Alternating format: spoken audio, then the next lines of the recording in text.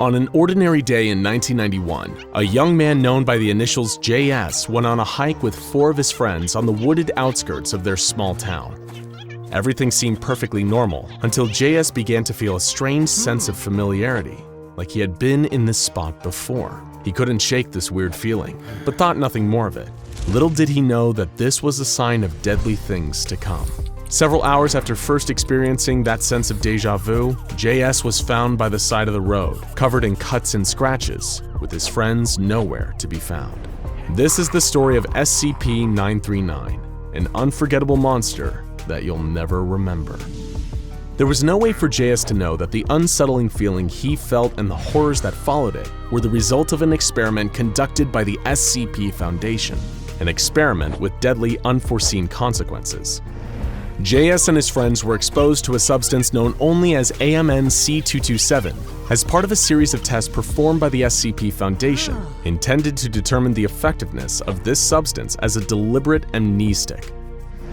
Dealing with as many mysterious, secret creatures and objects as they do, the SCP Foundation has long needed a way to tamper with the memories of those exposed to the Foundation's various prisoners and test subjects. And when the Foundation discovered AMN-C227, it seemed like it might be perfect for this purpose. So where did AMN-C227 come from?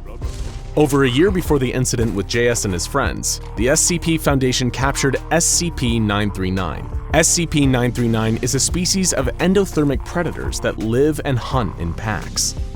They are designated Keter class and regarded as highly dangerous and hostile to human life. Native to caves, they have no eyes, translucent red skin, and stand at an average of 2.2 meters tall, with an average weight of 250 kilograms. They have 4 limbs, each ending in 3-fingered claws and a 4th opposable digit resembling a thumb. In addition to their sharp claws, their mouths are filled with red fang-like teeth that reach up to 6 centimeters in length.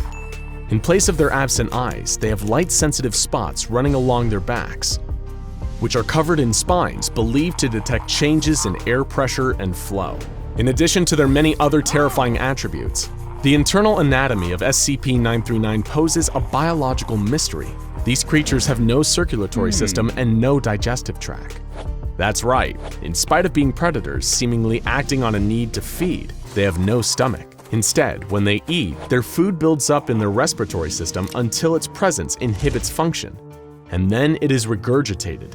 In spite of being a creature that should not, under any logical conditions, be able to live, SCP-939 continues to persist, and is even capable of giving birth to live young after a gestation period of 12 months. The SCP Foundation was able to study a litter of these young that were born in captivity in September of 1992, though the creatures remain just as much of a scientific mystery as they were upon first discovery. Everything about them seems to defy the logic of the natural world, which, to be fair, is really nothing new for the Foundation. The respiratory system of SCP-939 was found to exhale small traces of an airborne amnestic substance, given the name AMN-C227.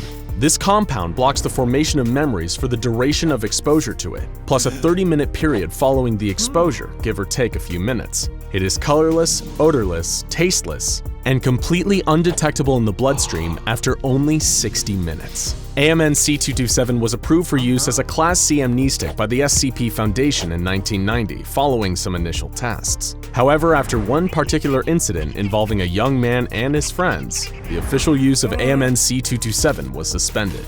JS and 3 of his 4 friends were previously given a dose of AMN-C227, though the details of why they were given the amnestic has since been stricken from the record. Several months after being exposed to AMN-C227, JS and his friends went out on their ill-fated hiking trip. While hiking, JS was suddenly overcome with a sense of deja vu. When he mentioned it to his friends, 3 of them agreed that they had felt it too. One of the group, another young man who had not been exposed to AMN-C227, was uncomfortable and decided to go home. JS and the remaining 3 members of the group made the choice to stay in the woods and try to determine what was triggering the unusual feeling of familiarity. As they got closer and closer to a large cave near the hiking trail, the sense of having been there before grew stronger and stronger. Armed with only one flashlight and a foolish curiosity, the 4 went inside the cave. They made their way deeper and deeper and deeper into the darkness. not knowing why they felt this way or what they might find inside. None of the group could explain just what felt so familiar, only that the further they made their way into the cave, the more pronounced the feeling became. It was getting late, and they knew they should have been afraid to venture so deep into a cave with only one light source and no knowledge of what lay inside. But still, they pressed on. One of the group remarked that they should turn back, but the others refused to listen.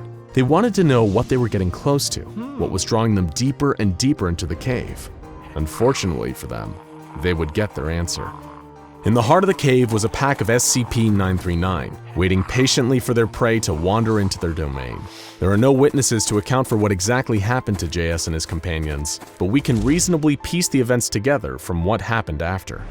Once the friends reached the heart of the cave, the creatures were on them in seconds, raking them with their sharp claws and biting with their fangs. SCP-939 are larger and stronger than most people, so it was probably not much of a fight.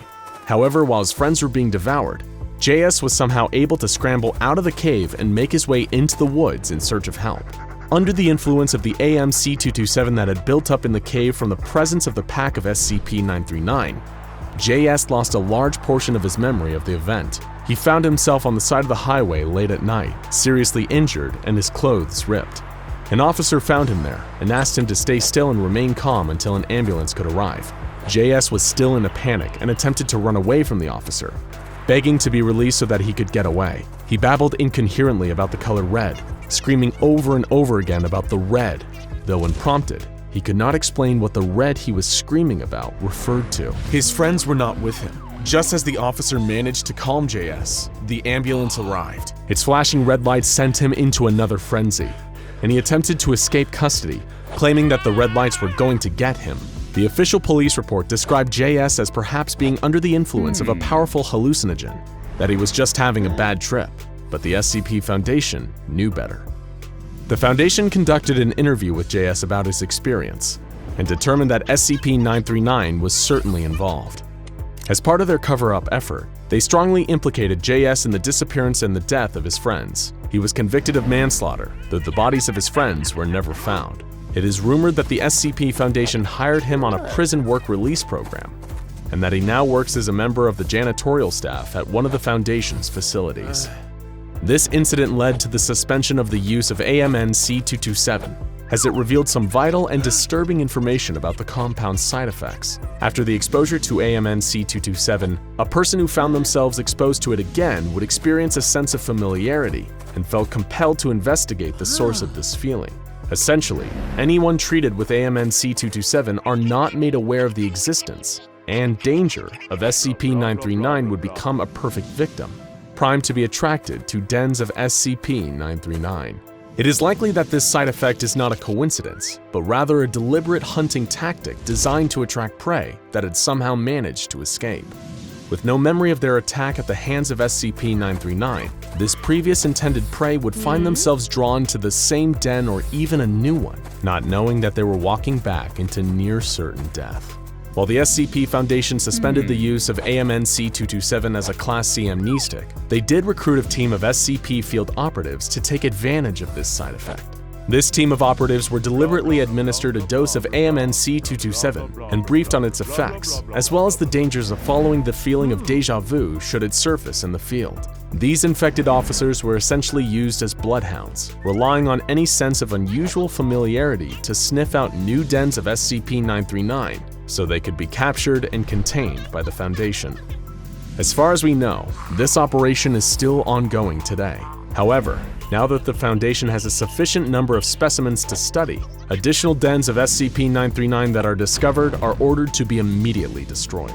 As for the SCP-939 still in captivity, they are contained in environmentally regulated and negatively pressured cells with walls of reinforced concrete. The doors to the cells are airtight to prevent the leakage of any AMN-C227, and any personnel that interact with one of the creatures is required to wear level C hazmat gear to avoid exposure and follow decontamination procedures upon exiting the cell. All SCP-939 have subdermal tracking devices implanted to find them in the event of escape. Only one SCP-939 has given birth in the time that the creatures have been in captivity. Strangely, SCP-939 young look indistinguishable from human infants and change their physical appearance at some yet unknown point as they age. If any more offspring are produced, they will immediately be separated from the parent and studied. All that we know is that they are found in caves in the woods outside of a small town. It could be any town, even yours. So, if you're ever out hiking and struck with a sudden feeling of déjà vu, don't investigate. Don't get curious. Just go home. It might just save your life. It was July of 2004, and Bill Murray was enjoying the peak of an extremely successful career. Not only had the iconic actor starred in some of the most beloved comedies of the 20th century, including Ghostbusters and Groundhog Day, he'd voiced the main character of the recently released live-action Garfield movie. It'd been a financial success, but it was a critical flop. Not that this bothered Bill. He was happy with the performance and the paycheck. What he wouldn't be quite as happy about was the horrifying encounter he was about to have with SCP-3166. On July 8th, Bill was enjoying a cold drink on the porch of his luxurious Beverly Hills home. The sky was beginning to darken as the sun set in the west. It was a blissful evening. His wife Jennifer was inside, watching TV. Nothing seemed particularly out of the ordinary until he noticed a quick flash of orange in the distance. It was almost too fast to register, this large orange shape darting past the corner of his eye. For a second, he entertained the thought that it might have been an escaped tiger, but it was gone too fast to really tell. Bill finished his drink and headed inside. He had enough for one night. The next morning, he got up to read the paper and found the Garfield movie getting slaughtered by the critics. One review stated, "No one can accuse Garfield the movie of infidelity to its source.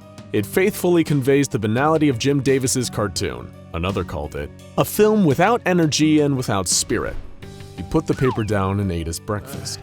A few blows to the ego were worth it for the paydays that came with big-budget family films. Just then, his wife came to him with a strange question. "Were you walking around downstairs in the middle of the night?" No, he hadn't. He'd been sleeping like a baby. Why did she ask? "Well," Jennifer said, "I heard some rustling downstairs last night. It sounded like something big." He hadn't heard anything though, and told her it was probably just her imagination. He put it out of his mind and continued about his day. He decided he would keep his eyes peeled for that orange blur again though. Bill didn't see anything peculiar the rest of the morning and went to a local cafe for lunch. He ordered a coffee and a cream cheese bagel, then made a quick trip to the bathroom while his food was prepared. When Bill returned to his table though, there was something strange. Instead of a bagel, there was a large heaping of lasagna on the table. What was going on? This cafe didn't even serve lasagna. Bill knew something was terribly wrong. Things only got stranger when Bill came home to find a small tuft of orange fur snagged on the frame of his front door. And it wasn't synthetic fur like you'd see on plush toys or stuffed animals. No, this was real animal fur. Maybe someone was just goofing off or trying to play some weird prank on him. But it didn't feel like it. Deep down, Bill Murray knew that he was in grave danger. Whoever or whatever was behind this, it wanted to hurt him. That night, his worst fears were realized. Bill's wife had left town for the week, and he was headed to the kitchen in the middle of the night for a glass of water when he saw something, a huge figure moving up against the glass door leading to his backyard. The thing was huge, nearly 7 feet tall, with a bloated, fur-covered, misshapen body that was pressed up against the door. Its fur was bright, garish orange, a cartoon orange. Strangest of all, though, was the sound it was making. It sounded like it was purring. Bill backed away from the door and then ran back to his room to hide. The whole night he sat cowering as he heard scratching against the walls, like something was trying to get in. He was terrified and too scared to do anything, even move. Finally, as morning broke, the noises seemed to stop. Bill had to do something. He couldn't let this nightmare go on another night. What if things got worse? What if that thing managed to get inside? He called the local police, and when they arrived, he explained the incredibly strange situation as best he could. He told them he was being stalked by some kind of huge cat, or at least someone dressed like a huge cat. Also, there was lasagna involved. The officers interviewing him could barely contain their laughter as he told them his story. A giant orange cat? Perhaps, one of them theorized, he angered some kind of obsessive Garfield fan through his involvement in the live-action movie. After all, The original comic had been running for years and had been extremely popular. Who knows what kind of nutjobs were obsessed with seeing only a faithful adaptation of the source material. As the officers departed, Bill was confident that they weren't taking him seriously. He couldn't rely on any of them for protection. Thankfully, from a multi-decade movie career, he had plenty of disposable income and decided to hire a private security team to protect him while he looked into this mystery. He had 2 trained bodyguards positioned around his home at all times for the next month. They were armed and given the cryptic orders to fire on anything orange. Meanwhile, Bill began to fall down a Garfield rabbit hole. He felt strangely compelled to research all the Garfield media he could find, as though the answer to his terrifying situation was somehow hidden between the lines. Bill explored the entire backlog of thousands of comic strips. He read the books and interviews with Jim Davis. He watched the cartoons and straight-to-DVD animated movies. Ironically, for a guy who'd recently portrayed the lasagna-loving orange cat, Bill had never felt quite so immersed in the character before. He found the strange pathos in the routine of Garfield and his friends. One particular comic really piqued his interest, though. Originally published in October of 1989, the comic began with Garfield being woken up by a strange chill, an almost eerie sensation. The character observed aloud that he didn't feel like he was in his own home. He explored his little home further, trying to find his owner John or his housemaid and sometimes nemesis Odie, but found nothing. As Garfield remarked on feeling alone, a purple speech box delivered this sinister message. "You have no idea how alone you are, Garfield." He then finds that his home looks like it's been abandoned for years. The for sale sign outside is practically ancient. Garfield slowly comes to a horrifying revelation. Everyone really is gone, and his adventures and friends now exist only in his imagination. He's trapped in a prison of his own creation, trying to stave off his endless loneliness, in denial about the reality of his situation. The comic ended with a quote directly from Jim Davis himself saying, "An imagination is a powerful tool. It can tint memories of the past, shade perceptions of the present, or paint a future so vivid that it can entice or terrify, all depending upon how we conduct ourselves today." As he read those words, Bill Murray felt a chill down his spine. Why had he wanted to get involved in the Garfield movie in the first place? What had he gotten himself into? Before he could slip any deeper into his own mind, Bill heard a faint, choked scream downstairs. He felt his breath catch in his throat. He was terrified, but needed to see what was happening. He carefully and quietly began to creep down the stairs. At the bottom, he poked his head around a corner, and that's when he saw a member of his security detail lying dead on the floor. His face was blue from asphyxiation. His mouth was stuffed with lasagna. It looked like he had been force-fed to death. Bill wanted to scream, but he couldn't, or maybe knew he shouldn't. Just then, he heard a soft, meaty thumping noise coming from the nearby living room. He didn't know why, but he felt compelled to approach, as if by forces beyond his control. He made his way to the living room, and when he'd got there, he saw where the noise was coming from. Bill's jaw dropped in pure horror. There was the other member of his security detail, lying limp and lifeless under a giant orange figure. It was a grotesquely huge creature, wearing what looked to be a kind of crude Garfield outfit made of sewn-together cat pelts. It stank of pasta and rotten meat. In its giant paw, it held a golden trophy, which it was using to pound the security guard's head into mush, while making quiet, cat-like purring noises. The creature suddenly stopped and looked up, locking eyes with Bill. The fear of death came over him. He froze as the giant, freakish Garfield stepped over Donnie's corpse and began to come towards him. Bill turned and ran, but Garfield was gaining on him. Before he could make it to the front door, the creature knocked him over. He was laid out on the ground, looking up at it as it reached into its own body cavity and began to pull out handfuls of lasagna. He was about to shove a wad of the horrible, decaying pasta into Bill's mouth when suddenly a ding was heard and the creature stopped. It looked up, as if sniffing the air, and then suddenly turned and lumbered towards the kitchen. Bill watched as the Garfield monster entered the kitchen where, somehow, there was a steaming hot fresh lasagna sitting in the open oven. The creature had sensed the presence of external lasagna and felt the compulsion to integrate it into its body, grabbing fistfuls and shoving it into itself. Just then, a group of highly trained SCP Foundation personnel burst into the room and subdued the creature. It had been an ambush. The Foundation had been tipped off to the presence of the creature by monitoring the local police department dispatches, and the report of a 7-foot-tall comic book cat terrorizing a Hollywood actor was definitely worth looking into. The monster that had almost taken Bill Murray's life was SCP-3166, a deadly pataphysical being that tends to manifest around people somehow involved in the Garfield intellectual property.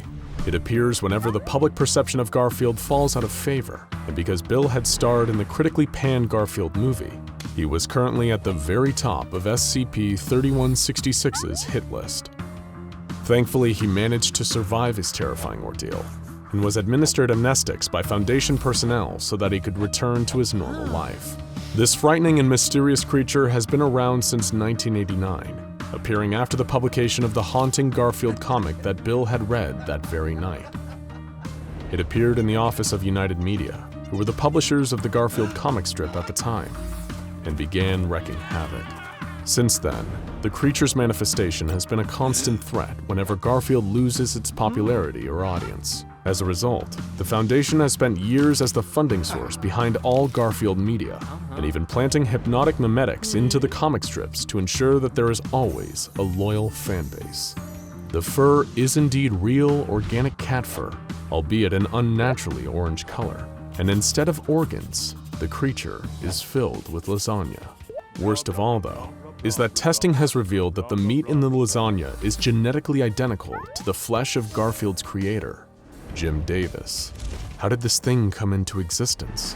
Perhaps it was Jim's sheer force of imagination that dragged it into being. As he himself said, an imagination is a powerful tool. All in all, it's lucky that Bill Murray was able to survive his encounter and return to his normal life. Well, as normal as life can be for Bill Murray. And if you see Bill Murray, don't bother asking him about SCP-3166. The amnestics were quite effective. And just as he's fond of saying himself, no one will ever believe you. One of the primary aims of the SCP Foundation is to contain the anomalies that they discover. Secure, contain, protect is their mission statement after all. However, there are some forces so unknowable and malevolent that there is no way to truly contain them. SCP-4205 is one such force. Very little is known about SCP-4205, even compared to other SCPs, many of which are mysterious by their very nature. We do not know what it is, we do not know what it wants, and we do not have any meaningful way to stop it.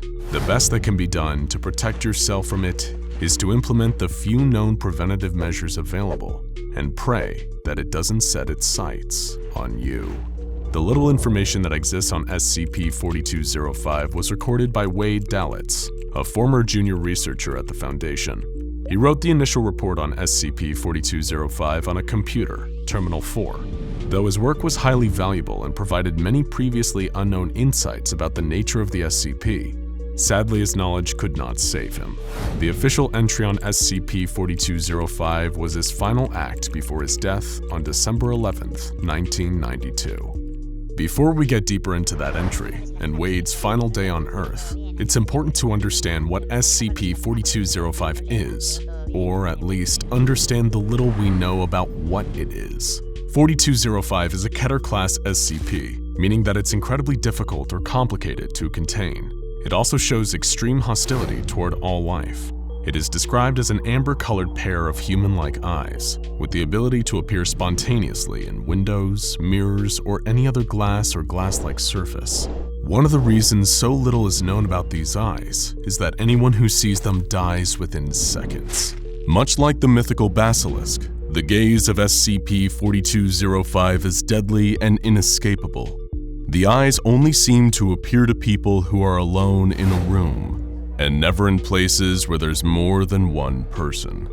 But aside from that, there is no way to predict where the eyes will appear. Since it is unknown if the eyes are part of a corporeal body or even present on this plane of reality, there is no way to contain them or stop them from killing. This brings us to that fateful day, December 11th, 1992. The day that the SCP Foundation would finally be given some tangible information on the mysterious Amber Eyes, at the cost of one of their researchers' lives. Wade Dalitz, a young man fresh out of his university studies, was brought on board as a junior researcher by Dr. Mark Forsyth, a senior researcher. Dr. Forsyth recruited Wade after giving a guest lecture at his university, and being impressed by Wade's keen observational skills, thirst for knowledge of the unexplained, and determination to understand that which seemed to defy explanation. After Wade graduated, he was recruited by Dr. Forsyth and given the position of junior researcher at the SCP Foundation, where he assisted Dr. Forsyth, now a site supervisor, in his research. After several months of working under Dr. Forsyth with minimal responsibilities, Wade was finally given the opportunity to write his first SCP report on SCP-4205. Following some initial documented appearances of 4205, Dr. Forsyth approved further research into the anomaly, with Wade appointed as the lead researcher on the subject. According to Wade's entry, he was responsible for the discovery of SCP-4205 when he spotted the anomaly in a window. The later reviews of security footage determined that he was not the first person to observe the eyes. He did claim to be the first to observe them and live to tell the tale. In his writing on the subject, Wade is puzzled by the fact that he survived his encounter with SCP-4205 and wonders what could have set him apart from the others that fell victim to its gaze. He found himself frustrated as he documented SCP-4205, his rough drafts of reports dissolving into angry rants about his own incompetence. Wayne had difficulty adjusting to his new responsibilities, especially with the added element of his assigned subject's mysterious and volatile nature. In between his reports on SCP-4205, its previous appearances, and its effects on its victims, he wrote letters to his father, desperate for reassurance that he was not messing everything up. Letters that would sadly go unsent. In his coverage of SCP-4205, Wade made note of a troubling recurring element in each victim's death. When medical professionals attempted to revive the victims, it was always noted that their brain activity stopped much more quickly than in cases of death by natural causes. When examined, all aspects of the body aside from the brain were completely unharmed. The brain, however, showed massive nerve damage in the amygdala, hippocampus, medial temporal lobe, and occipital lobe. The appearance of this brain trauma had been compared to the effects of electrical shock or a severe head injury. In addition to Wade, 6 other people on record encountered SCP-4205. Every encounter ended the same way, with sudden brain death and severe nerve damage immediately after viewing the eyes in a reflective surface. The first encounter occurred on January 5, 1990, when Deputy Liaison Genna viewed the eyes in a reflective glass one-way window. Security tape reveals that the eyes appeared in the window 8 minutes before the Deputy Liaison spotted them. As soon as he did, he fell from his chair and immediately died. Though the specifics varied from case to case, the end result of every encounter was the same, with none surviving long enough to relate what they had experienced, every encounter except Wade's. As he continued his documentation of SCP-4205, Wade's mental state quickly began to deteriorate, the process of his mind coming apart, and his thoughts giving way to confusion, fear, and anger at his own survival is documented in his reports on the SCP. He agonized over the questions of why he was able to survive gazing into the eyes of SCP-4205 when so many others had not. The question consumed him until he was unable to eat, sleep, or do anything but obsess over the SCP he was tasked with researching. As he became more agitated, he began to write about the eyes appearing to him again. On one occurrence, he attempted to touch them, and described the sensation like touching a balloon to your arm after it had been charged with static electricity. He continued to report seeing the eyes. The worst was when trying to sleep, during which he was overtaken by violent sleep paralysis and plagued with visions of the Amber Eyes. The only comfort Wade seemed to find was in memories of his loved ones. He wrote about his mother and his father, even as their memories grew foggier to him.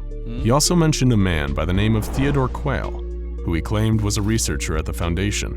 Later fact-checking determined that this was not the case, and that Quayle must have been someone from Wade's past. He wrote about Quayle wistfully, mournfully, with words of love and loss, tormented by the sense that he was losing his grip on reality and everything he once held dear. As Wade descended deeper into a hell inside his own mind, he continued to mull over the questions of SCP-4205. Was there more to it than what was visible? Did it have a body? Why had he survived the encounter with it? And what did it want from him? He decided that those who had perished immediately were the lucky ones. They had escaped the torture that had overtaken his life. The eyes were everywhere now, watching him even as he attempted to unlock their secrets on a Foundation computer.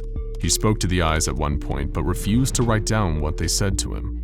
His last entry, his last thought, was a plea for Theodore Quayle's embrace. There is no more written about the research or about the eyes, only a simple, desperate need for a comfort that is long lost. Now is the part of our story where terror meets tragedy. Contrary to what Wade thought, and what was recorded in his final computer entries, he did not survive his brief brush with SCP-4205. The truth is that he spotted the amber eyes in the glass above his terminal monitor while recording the entry and died seconds later. Though his death was swift, it felt agonizingly slow, as revealed by his descent into panic and paranoia recorded in his writings. The entries recorded as a result of the connection Wade in the computer, his physical contact with it at the moment of exposure to SCP-4205's anomalous effects, allowing the terminal to archive his final thoughts before he succumbed to the deadly nature of the eyes. The entries were never physically typed, but rather jumped from his dying mind into the mainframe. His entries, the echoes of a dying mind, offer a glimpse into the way that SCP-4205 kills its victims. In the seconds leading up to death, the amber eyes fast-forward a person's mind, feeding on the electrical impulses that it gives off as it speeds through what seems to be days of fear and of a loosening grip on reality. The death may be swift, but the suffering is long. Wade left the Foundation with a digital fingerprint, an echo of the person he was at his core, in addition to his experiences with SCP-4205 itself. Wade spent his final moments terrified for his life, dreaming of a father that he missed and a long-lost love from his college days. His sacrifice must not be forgotten, because no one ever survives an encounter with SCP-4205. His documented final moments are the only first-hand account in existence. Junior researcher Wade Dalitz gave us a gift in death. He allowed the SCP Foundation a glimpse into the true horror of the amber eyes and a reminder of what they are capable of stealing from us. So be careful of windows, mirrors, screens, and all reflective surfaces. When you look into them, you never know what you might see looking back. It goes without saying that the SCP Foundation archives are filled with some terrifying monsters. Even the deadliest creatures can, in theory, be defeated, or at least soundly avoided. After all, they're just flesh and blood, or in some cases, metal or concrete. But what if reality as you know it one day just broke? Or worse, you were transported to a reality so frightening and alien to our own that death seemed like the only escape. But you couldn't even give yourself that. This brings us to today's topic, the terrifying alternate reality of SCP-3001. The Foundation is no stranger to freaky alternate dimensions, but what was experienced by Joint Lead Researcher Dr. Robert Scranton at Site-120 is a truly unique nightmare. Co-managed by his wife, Dr. Anna Lang, Site-120 is a facility largely designated for research into SCPs with dangerous reality warping capabilities in order to mitigate future containment breaches. Reality warpers are among some of the more perplexing and dangerous SCPs, from the pocket dimension creating SCP-106 to the SCP creating Dr. Wondertainment and everything in between. Scranton and Lang's goal to further study such entities was an admirable one, if a little overambitious. And on January 2, 2000, during the testing of a new technology created by the Foundation's leading power couple, disaster finally struck. Scranton and Lang had already been the brains behind one of the Foundation's most valuable tools in the fight against reality-bending SCPs, the Scranton Reality Anchors. Their follow-up, the Lang-Scranton Stabilizer, or LSS, likely would have been an even more advanced variant of their earlier invention, and should have been a huge success for the team. But things didn't turn out that way. Dr. Scranton and several other researchers were gathered in Reality Lab A performing routine tests on the LSS prototypes. While other technicians ran diagnostics tests, Scranton stood at the control panel, the blinking red light above the console confirming that everything was going according to plan. But as anyone who's fallen victim to one of the Foundation's many anomalies will tell you, just because you've done everything correctly doesn't mean you're safe. Scranton began operating the machine, not knowing that something was rumbling up towards him from below. Without warning, a sudden, unexpected burst of seismic activity rocked the entire base. Researchers grabbed onto whatever was closest as the world shook around them. In his panic, Dr. Scranton clung to the LSS control panel as the seismic blast fried the circuits and kicked it into overdrive. There was a blast of magnificent blinding light, and when the rumbling stopped, not only was the doctor gone, he had been erased from reality as we know it. The earthquake had caused a deadly malfunction in the machine meant to stabilize reality, and instead tore a rift in it, dragging the unfortunate doctor and the control panel into oblivion.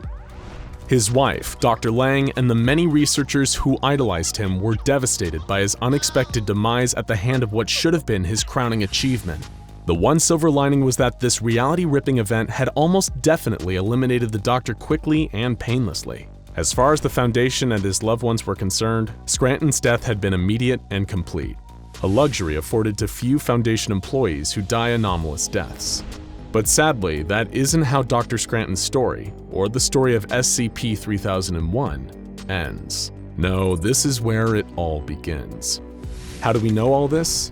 In the hellish new place where Scranton had been transported, the control panel from the LSS that he'd been clinging to for dear life had been transported with him, and continued to record audio data from this anomalous location.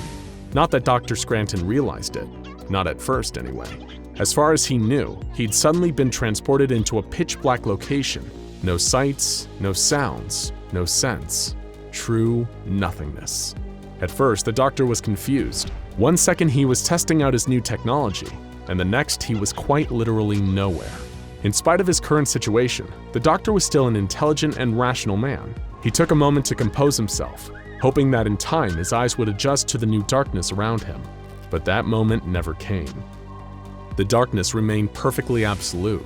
Much like the darkness in another reality-defying SCP, the deadly endless staircase known as SCP-087, the dark seemed thick, almost like you could touch it. The doctor, not wanting to give himself to despair and die in this impossible place, and with no other options seemingly available, began walking. Either he'd find his way out, or the Foundation would find him. No need to panic. It may have altered the doctor's temperament if he knew that the Foundation already assumed he was dead, and that no search party was going to come looking for him. Still, logic dictates that if a person walks for long enough, they're bound to find something. The problem Scranton was about to face was that SCP-3001 doesn't run by any kind of conventional logic. He walked and walked and walked, but he didn't seem to get any nearer to or farther from anything. But how could he even know? After all, in total darkness, there aren't any landmarks to assist in navigation. The doctor walked and paced and screamed for days on end, but he made no progress. He was alone in an empty world. He had no choice though, so he kept walking and walking and walking for 11 days. During that time, he felt his hunger and thirst grow. He was in terrible pain from a mix of starvation and dehydration, but the release of death didn't seem to come for him. He was going to have to learn the rules of this new place the hard way, and it grimly dawned on Dr. Scranton that dying in this place might not even be the worst possible outcome. He paced and repeated facts to himself, hoping to ground himself in the moment and avoid the panic that could so easily set in. Name, Robert Scranton. Age, 39. Birthday, September 19th, 1961. Favorite color, blue. Favorite song, Living on a Prayer. Wife, Anna. Little by little, the words seemed to turn to nonsense in his mouth as the terror grew. Just as he felt like he was about to lose his mind, he noticed something. A small oasis in the endless darkness of SCP-3001. The glowing red light on the LSS control panel. Where had it come from? And how was it still recording? The doctor had no idea, but he was grateful for any kind of familiarity in the strange darkness around him. Perhaps the LSS could be the key to saving him, or at least figuring out what on earth was going on here. Whatever the case, there was no denying that having the panel here was better than nothing.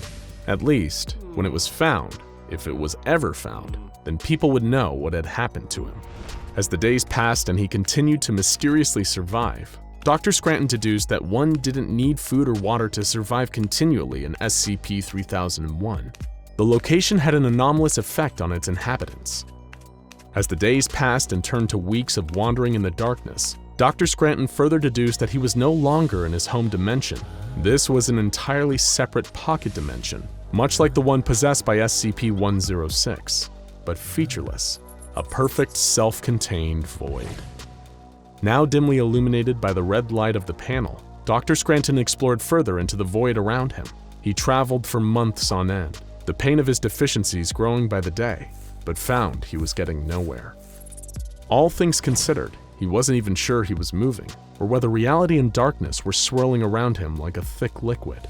Rather than walking on a single flat surface, he was moving in all directions across a three-dimensional plane. The space-time continuum appeared to be entirely broken here, where movement is more defined by the conscious intention to move than any real geographical repositioning. Dr. Scranton knew that this place broke every single one of Kijel's laws of reality parameters. And from his years working with a plethora of reality warpers in Site-120, he had a theory for why this pocket dimension was so strange. It had an extraordinarily weak Hume field. Before we get back to Dr. Scranton's semi-living nightmare, we need a quick primer on Hume theory and why having a weak Hume field is such a problem. A Hume is a unit of measurement for the strength and amount of reality in a given location or being. In an area with an incredibly low Hume field relative to our world, such as SCP-3001, universe breaches and anomalous incidents rise significantly. At the time of his being trapped there, SCP-3001 had the lowest number of Humes in any recorded environment, making it a phenomenally anomalous zone. It was for this reason that starvation and dehydration never took hold of him despite causing him great pain. And the worst by far was yet to come. Dr. Scranton wasn't trapped in this dimension for weeks or even months. He was trapped in the darkness for years, and it took a nightmarish toll on his body and mind. The small flashing red light on his LSS control panel became his only friend, and as the years drew on, he would hold entire conversations with his only source of illumination. He knew that his days were numbered. If he didn't escape the dimension within around 3 years, the Hume field would diffuse further, and he would be left in a truly horrific state. But based on how little headway he'd made in the time he'd been there, he didn't feel optimistic. He kept speaking into the recorder, if only to break the silence and prevent him from going completely insane. But even that would only hold it off for so long. Alone and talking to himself endlessly in the darkness, Dr. Scranton could feel his mind slipping as the confines of the pocket dimension constricted and his body began to change.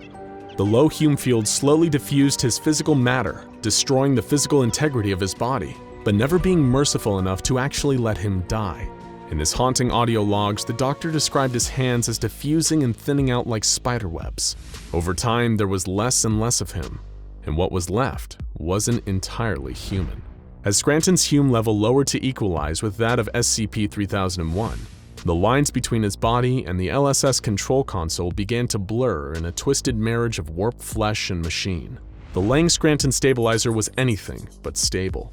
Before his mind and body became something else entirely, the doctor still had the presence of mind to finally realize how he'd come to be in this terrible place.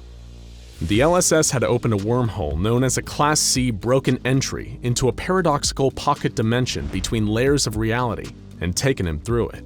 He'd slipped through a crack in reality into absolute darkness, and now he was stuck with a fate far worse than death. How do we know any of this? Much like the event in the first place, it's a total accident. Testing superior reality-bending technology almost 6 years after the disappearance caused the sudden return of the missing LSS to Site-120's reality labs. The only trace of Dr. Scranton that it brought back with it was the blood and viscera that coated the console, much to the abject horror of his still-grieving wife, Dr. Anna Lang. To this day, Dr. Scranton, formerly one of the Foundation's brightest minds, remains trapped in the nightmare of SCP-3001. His current condition, whether the Doctor is still alive after 20 years of being warped by the low Hume field of 3001's darkened confines, is still unknown. But for the Doctor's own sake, we hope he's been dead for quite some time, because few things on Earth are as horrifying as the alternative. Warning: this site is for SCP personnel with O5 approval. Access beyond this point for those with standard level 4 security is prohibited and may result in termination of Foundation employment. Unauthorized visitors who survive the memetic kill agent are detained and interrogated under truth-exacting memetic agents. Dr. Herman Wright was used to high security protocols. He had been working with the SCP Foundation for several years and had dealt with specimens both terrifying and valuable. But something about this site was different. The security was tighter than he'd ever seen.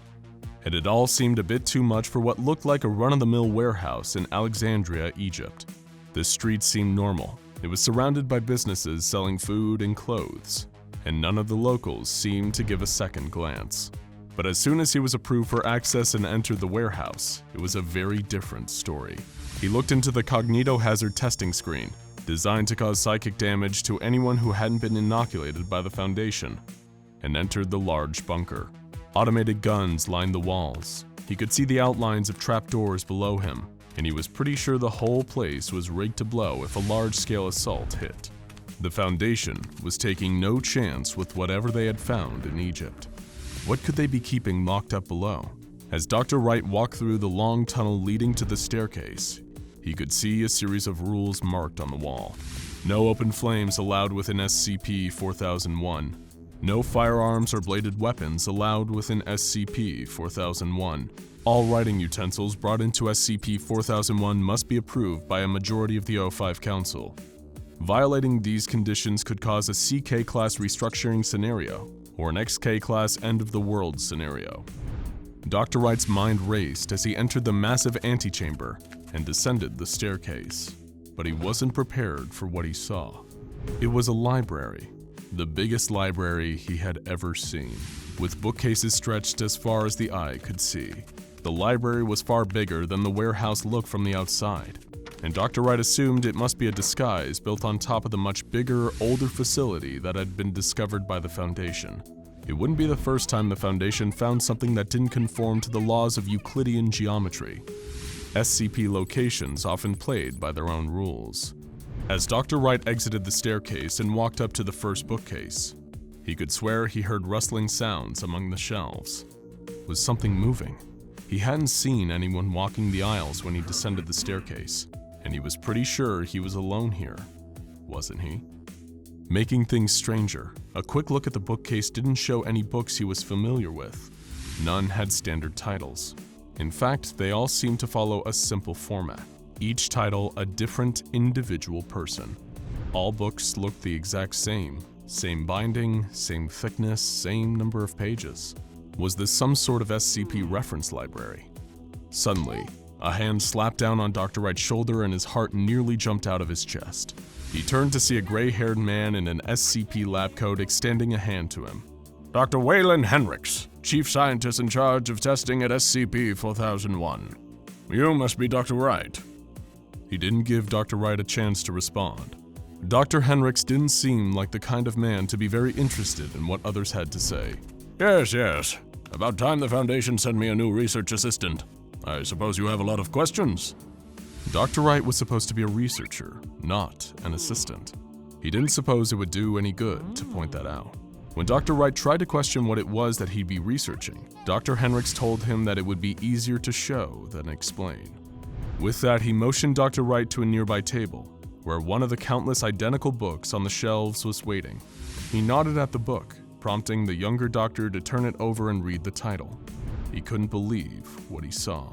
There on the front of the book was his name, Herman Wright.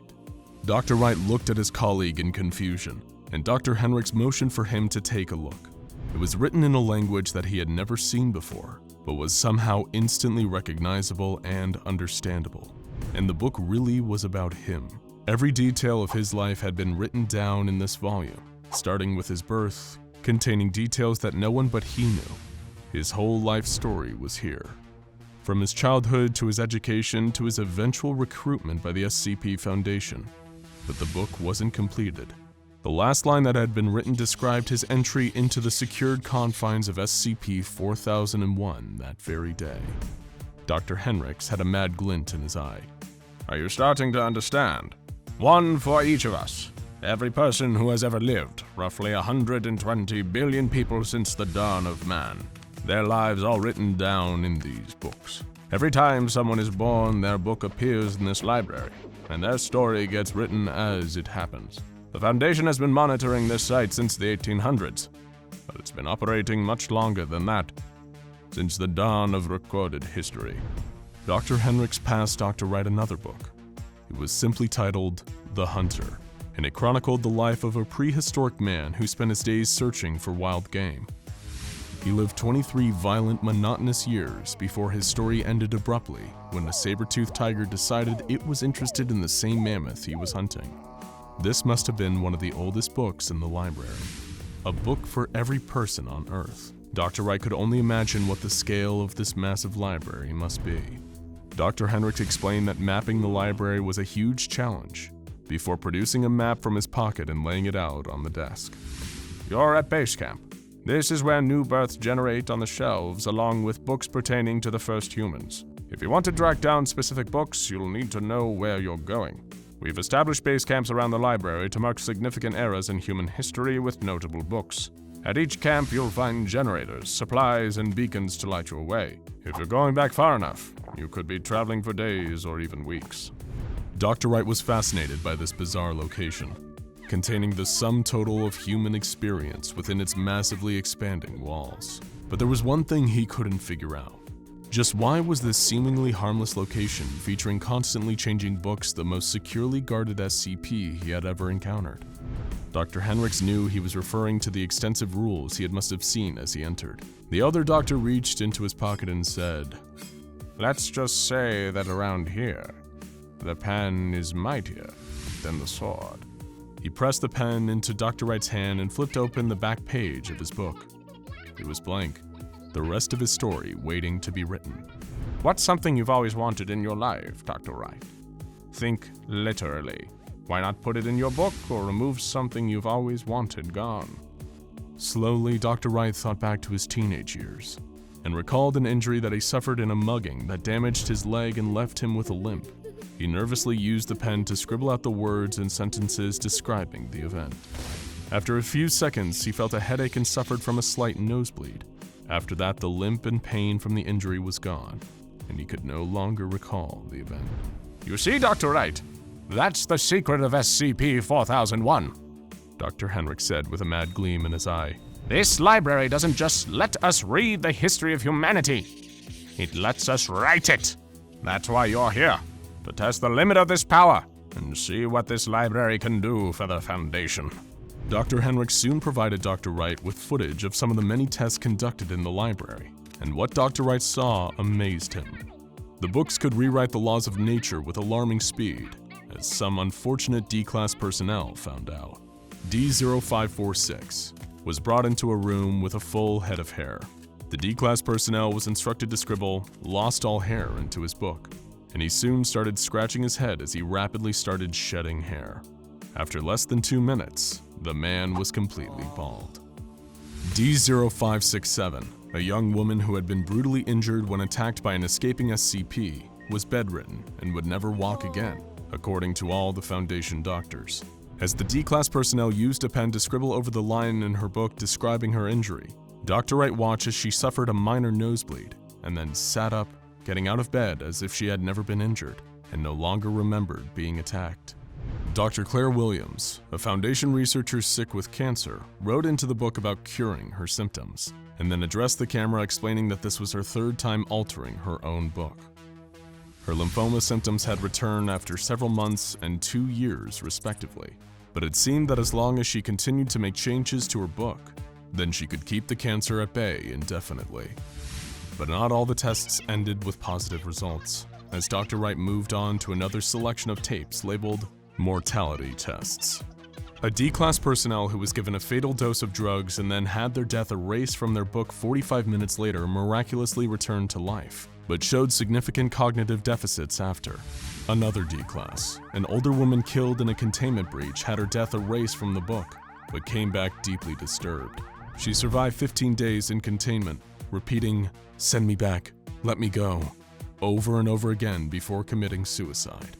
A D-Class personnel killed 28 days prior was brought back by writing "returned back to life" in their book, but died again just 13 minutes later from a cerebral hemorrhage. But it was the next tape that was the most disturbing.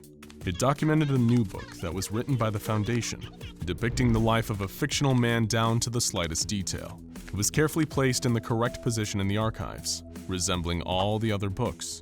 And Dr. Wright watched the tape in amazement as the man resembling the fictional character created for the book spontaneously generated an SCP-4001. Almost immediately, the man started vomiting blood and died less than 2 minutes later.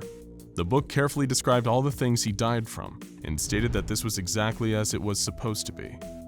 The fake book then disappeared into the archives, never to be seen again. The archive knew when it was being used to play with life and death, and it didn't want any part of it. The next tape wasn't a test at all.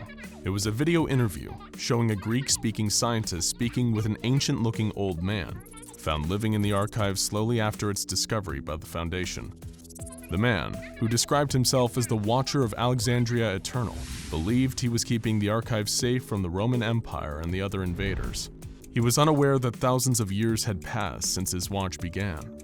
He had been using the books to write himself another day of life, and to cure his ills ever since he began guarding the library. At the conclusion of the interview, he asked to leave, and this request was granted by the Foundation. The ancient man died of old age shortly after setting foot out of the library. While the library can't technically cure death, it does seem to have nearly limitless ability to prolong life, as long as someone is willing to stay close by and never forgets to write themselves another day. Where did this incredible power come from? An O5 authorized investigation into the origins of SCP-4001 revealed that under the archive's carpet is a concrete floor covered by a layer of ash. The ash was carbon dated to between 70 and 80,000 years old. And further analysis revealed the ash is likely to be the remains of burnt wood and paper, despite there being no known records within the archive itself about a major fire having occurred there. Dr. Wright didn't have much time to dwell on the library's great power of life, because he was suddenly shaken from his thoughts by the sound of alarms. Was the library being breached? No, it was Foundation officials, led by a man recognized as Dr. Lincoln Abrams, the very man who assigned him to this project, and he did not look happy. He explained that he knew what Dr. Waylon Henricks had been up to, writing in books, changing the lives of subordinates in an attempt to play God. He knew about everything, of course, because he had read Dr. Henricks' own book. He knew all of the doctor's secrets. He knew everything. No! I'm so close, Dr. Abrams! I know I can crack the archive's rules! There's a way to conquer death here, I can feel it! Dr. Abrams was done listening, and with a wave of his hand, Foundation security took Dr. Henricks into custody for a debriefing and likely demotion. Dr. Abrams then turned his attention to the new young researcher. Dr. Wright, eventful first day, I gather. I'll appoint a new lead scientist shortly, but until then, don't disrupt anything. Remember, the archive is writing our stories as we speak. It's not very happy with Dr. Henricks. Make sure your story turns out better. And with that, Dr. Abrams and his security team departed, leaving Dr. Herman Wright alone with the endless archives of Alexandria Eternal, wondering what would be written in his own tome, as the sound of new books popping into existence filled the air with ominous rustling. The fist collides with Humphrey's face, crumpling him to the ground like a cheap, greasy Burger King wrapper. He feels the lingering sting of the punch on his skin and in the marrow of his cheekbone. The man who punched him, a tall, muscular, handsome man we'll refer to as Chad, stands above him with his fist still clenched. According to Chad, Humphrey Bingham, the pale, doughy 43-year-old lying on the ground with a bruise forming on his cheek, had been inappropriately hitting on his girlfriend. She told him to deal with the situation, and he had. With one definitive bark to leave his beloved alone, Chad turns and walks away, leaving Humphrey on the ground, his face and pride equally bruised. A few hours later, Humphrey is sitting alone in a train car, rattling down the tracks in the direction of his depressing bachelor's apartment. He's shaking with rage. People, they're disgusting creatures, really, he thinks to himself. Worthless animals that are capable of nothing but cruelty and exclusion. They always let him down, always hurt him, always made fun of him. Every day, getting up to face loneliness and isolation felt like being attacked by a pack of wild dogs. One thought rings loud and clear in his mind. It'd be best if someone had the guts to just wipe out the human race. No, even more than that. Annihilate all life in existence. Wipe clean the slate and salt the earth so that somebody or something more worthy could grow. That was the fate everyone else deserved for making his 43 years on this earth so miserable. But beneath all that, there is another thought that's making him smile. He's got a plan that nobody else knows about. A plan to make everyone pay for every time they've crossed Humphrey Bingham. Humphrey, you see, has an interesting job. He works at an infectious disease laboratory. Fans of apocalyptic fiction are probably putting together the picture already. Maybe he's going to leak an infectious pathogen, or even worse, combine and engineer multiple pathogens together in order to make this supervirus capable of bringing humanity to its knees. But that's where you would be wrong. Humphrey does have a vial in his coat containing traces of the bubonic plague, but his intentions with it are actually far weirder. Soon enough, he arrives home and secretes himself away in his bleak little apartment. It is a drab and gray place, except of course for his weapons. Bizarre and impossible blades, iridescent like oil slicks in a crazed rainbow of variety. Blades of all shapes and sizes, from daggers to switchblades to axes that technically weren't legal to own. You see, Humphrey Bingham is what we know as a mall ninja, a slang term for someone who buys cheap and impractical decorative weapons for display around their home. But the pride of his collection has to be the Apocalyptic death metal sword, as he's dubbed it. It sits on a stand in the middle of all the others, bright purple and covered in so many sharp edges it's almost impossible to hold. He has been refining and perfecting it for years. In some places, the edges are a single atom thin, giving them inconceivable cutting power. And when we say that he has been perfecting it, we don't just mean sharpening and polishing. Littered around the room are different volumes on the occult, particularly those concerned with enchanting objects. He's been conducting spells and rituals, grinding up desert locust shells and illegally purchased human bones, and saying incantations. He's drawn all the proper pentagrams, and tonight, he's obtained the decisive ingredient he needs to make his plans a reality: the bubonic plague sample. Saying the complex, incomprehensible words of a spell he'd memorized, Humphrey Bingham produces the vial and carefully pours it across the apocalyptic death metal sword. It glows and tingles, radiating with pure power, and Humphrey finds himself giggling with uncontrollable glee. He imagines scenes from the Book of Revelation, his favorite part of the New Testament, where Satan rises, and the war between him and God destroys and later remakes the earth. He imagines his mighty sword as an agent of almost heavenly power, dealing brutal judgment on the evil and the weak. Back in reality, Humphrey's insane dream might just be coming true, but in an even grander manner than he'd imagined. The apocalyptic death metal sword floats off of its stand, but it isn't alone.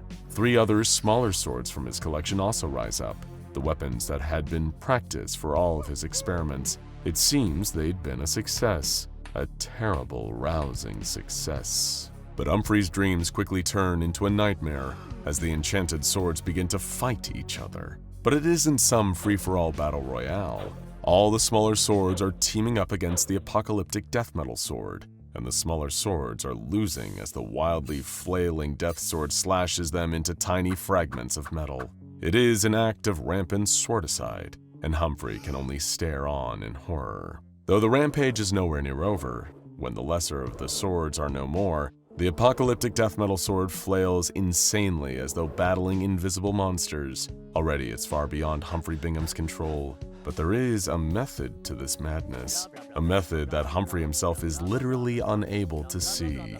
The apocalyptic death metal sword is so dedicated to the grand mission of destroying life that even bacteria cannot escape its stainless steel wrath. On a microscopic level, every swing cleanly cuts one of the microscopic life forms in half. This terrifying weapon truly does not plan on letting any of its potential victims escape. up to and including the unfortunate Humphrey Bingham himself. Before he's even had time to scream and run, the sword turns on him. It flies in his direction at Mach 4 speed and unleashes an impossible flurry of slashes. By the time it's done, there's literally nothing left, not even blood, just an empty room full of broken swords, where the creator of this apocalyptic weapon has been cleaved into oblivion on the atomic level. But the sword is not done. It slashes through the door and heads out into the wider world, ready to pursue its deadly mission. It isn't long until researchers at a local Foundation containment site catch wind of something strange going on in the city. They intercept some frantic police chatter about officers fighting off a sword. No, not a person holding a sword, just a sword. Rather than just assume it's some kind of strange police incident, like the time those two on-duty cops avoided investigating a robbery to get a Snorlax on Pokemon Go, the site director quickly dispatches a heavily armed mobile task force. On the scene, it is a complete bloodbath. Officers and civilians lay dead in the streets as the sword continues to fly around at impossible speed. What had initially been several squad cars worth of responding officers had been reduced to a mere handful of scared stragglers. What they've seen today would completely rewrite their understanding of reality, even if it wasn't actively murdering their coworkers and trying to murder them too. In the brief periods where the apocalyptic death metal sword isn't cutting down cops and civilians, it is continuing to flail madly through the air, slicing more insects and microscopic beings. Seemingly nothing can stop its rampage. And that's when the Mobile Task Force helicopter arrives, along with 2 ground units in armored tactical vehicles for support. It's the kind of precautions you can expect when the SCP Foundation isn't entirely sure what they're up against. And little do they know, they're going to need all of them if they want any hope of surviving and defeating the apocalyptic death metal sword. But they're going to lose a lot of good men before then. MTF troopers start rappelling down from the helicopter, wielding advanced tactical assault rifles. They're able to lock on to the diabolical Mall Ninja blade and open fire, hitting it with a hail of armor-piercing bullets. But those bullets resoundingly fail to pierce whatever anomalous armor maintains the apocalyptic death metal sword's structural integrity. The bullets ricochet off, making sounds like popcorn kernels rattling around in a tin can.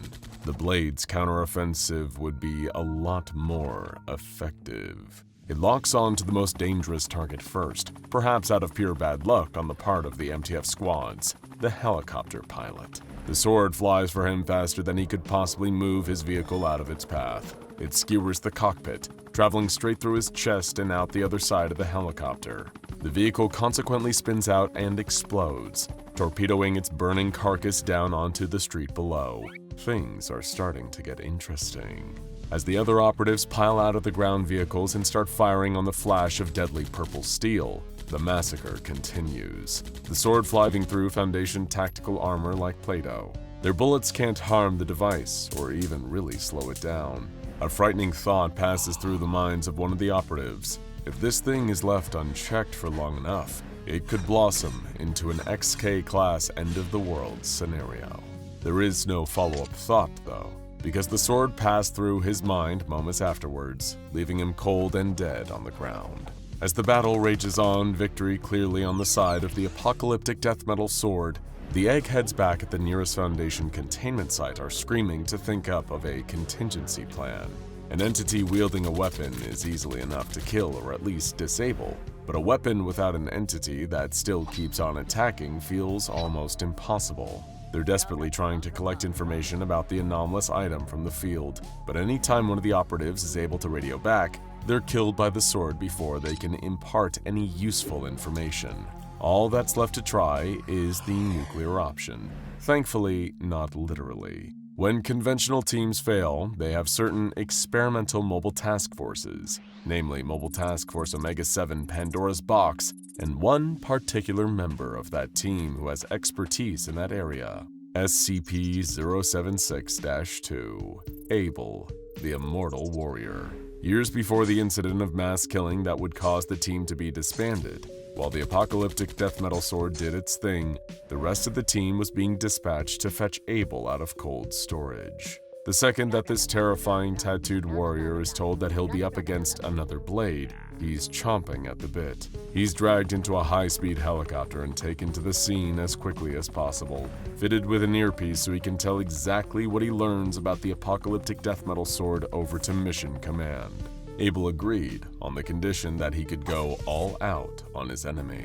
For once, his handlers didn't mind granting him that permission. After all, nobody was even really sure if it was possible to hurt an enemy like this. About an hour into the rampage, Abel arrives, touching down on the concrete so hard that it buckles beneath his feet. He sees the sword floating there, hideous and garish even by his standards. Is his opponent invisible?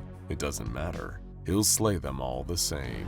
He produces two of his obsidian swords and charges in, as the sword seems to notice his presence and flies towards him at incredible speeds. It takes his truly superlative reflexes along with his considerable strength to parry the weapon at the decisive minute before it can pierce his wretched heart. It's so much faster than he expected. He's almost impressed. The blade does not wait. It circles and strikes him again as he deflects and strikes at it with his own swords. And then, something impossible happens. His swords break. This hideous purple blade has sliced clean through them, causing them to fall onto the floor in multiple black pieces. This is impossible. How could this blade have bested his own? Over his earpiece, his handlers ask him for information on the blade, anything they can use. Abel says that the weapon doesn't make sense. It has the quality of mere steel, but it was somehow unbreakable. That is all the handlers need to hear. They begin immediately putting their contingency measures into place. They just need Abel to buy them a little more time. Will he be able to give the apocalyptic death metal sword a good enough fight? The battle is strangely one of the toughest he's ever faced. His opponent feels no pain, no fear. It doesn't even think or feel. It attacks and kills on pure instinct. Every time he pulls out a new weapon, an axe, a sword, a warhammer, a chainsaw, it's already upon him, slashing away with unimaginable speed and ferocity.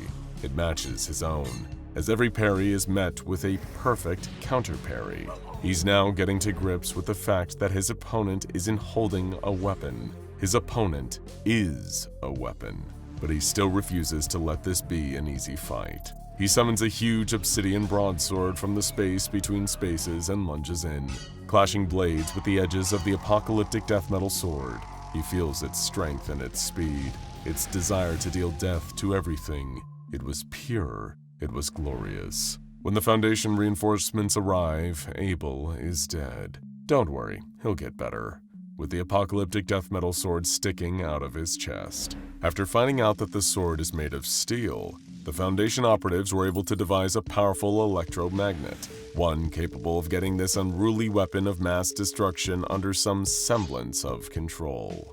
With the sword and Abel's body retrieved, this supernatural weapon, now labeled SCP-3749, is placed inside a vacuum chamber, completely sterilized. In that scenario, the weapon simply shook around on the floor, a shadow of its terrifying former self. Without even bacteria to destroy, it can only turn on itself and lay there in the dark.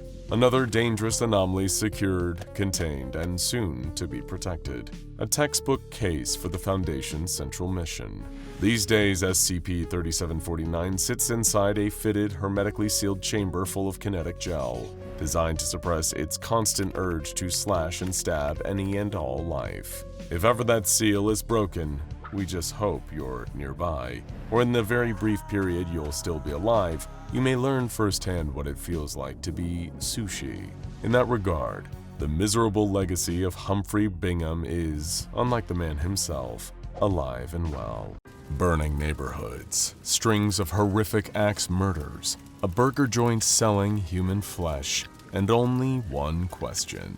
You mad, bro?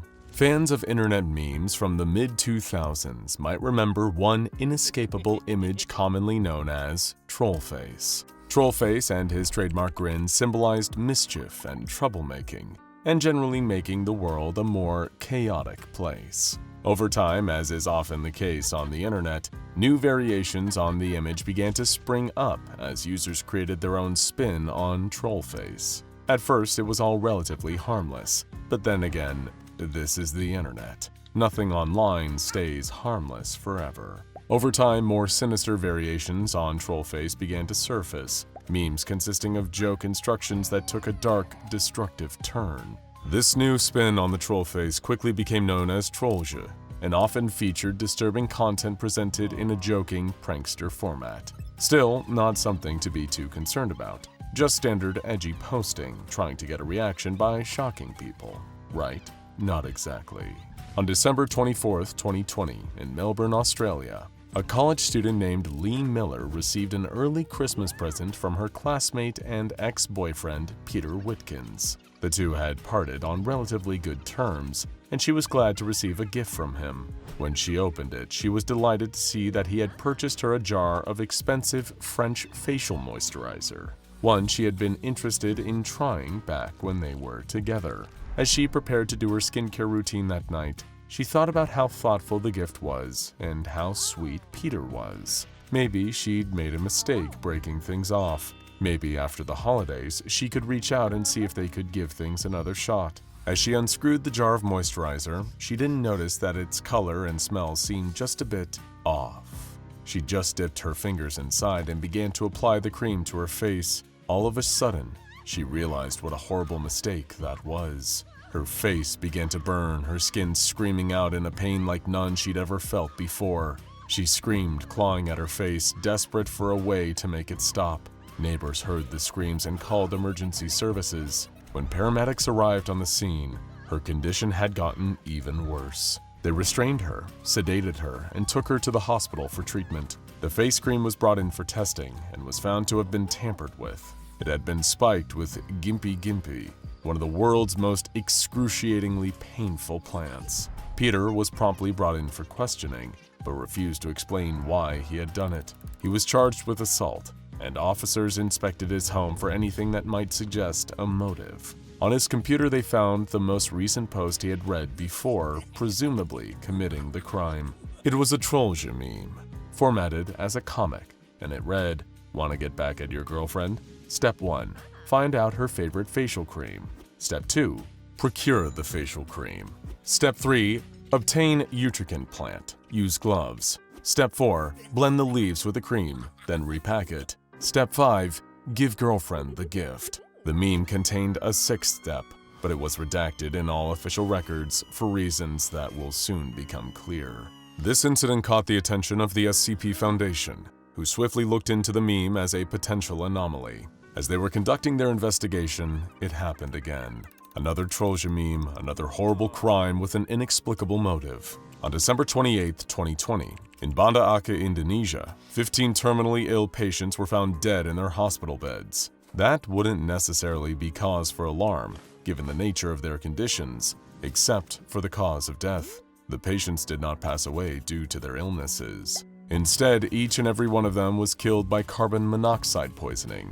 At first, the case was a mystery, until security footage revealed that one of the hospital's orderlies, Aziz Hidayat, replaced the patient's oxygen tanks with tanks of carbon monoxide. He was promptly arrested and brought in for questioning. During the interrogation, he repeated again and again that he was not trying to harm the patients, but he was delivering them. The police officers asked who he was trying to deliver them to, but he refused to answer. A search through his computer browser history uncovered another Trollge meme. This one read, "Want to help people? Step 1. Get a job at a hospital. Step 2. Make friends with the patients. Step 3. Enter oxygen tank room.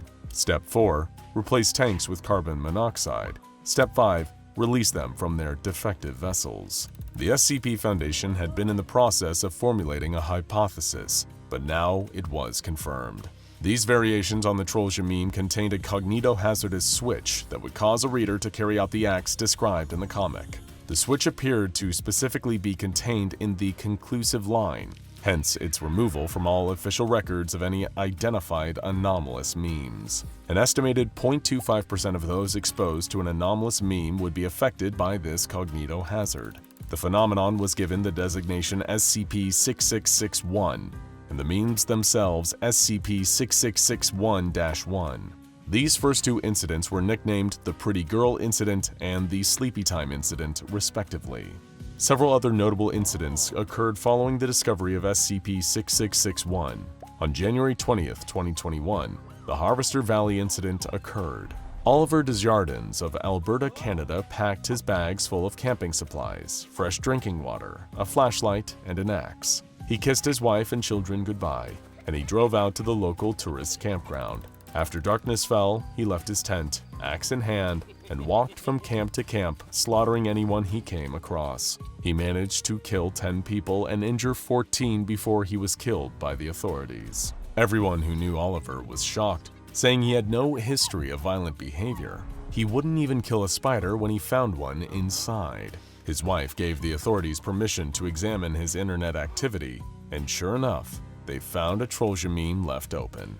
Want to have a good holiday? Step 1. Pack necessary equipment and items. Step 2. Say goodbye to family. Step 3. Drive to the valley campgrounds. Step 4. Find local shepherd and his flock. Step 5. Steal a little lamb. Step 6. Relish upon its flesh, for it will be your dying meal. Step 7.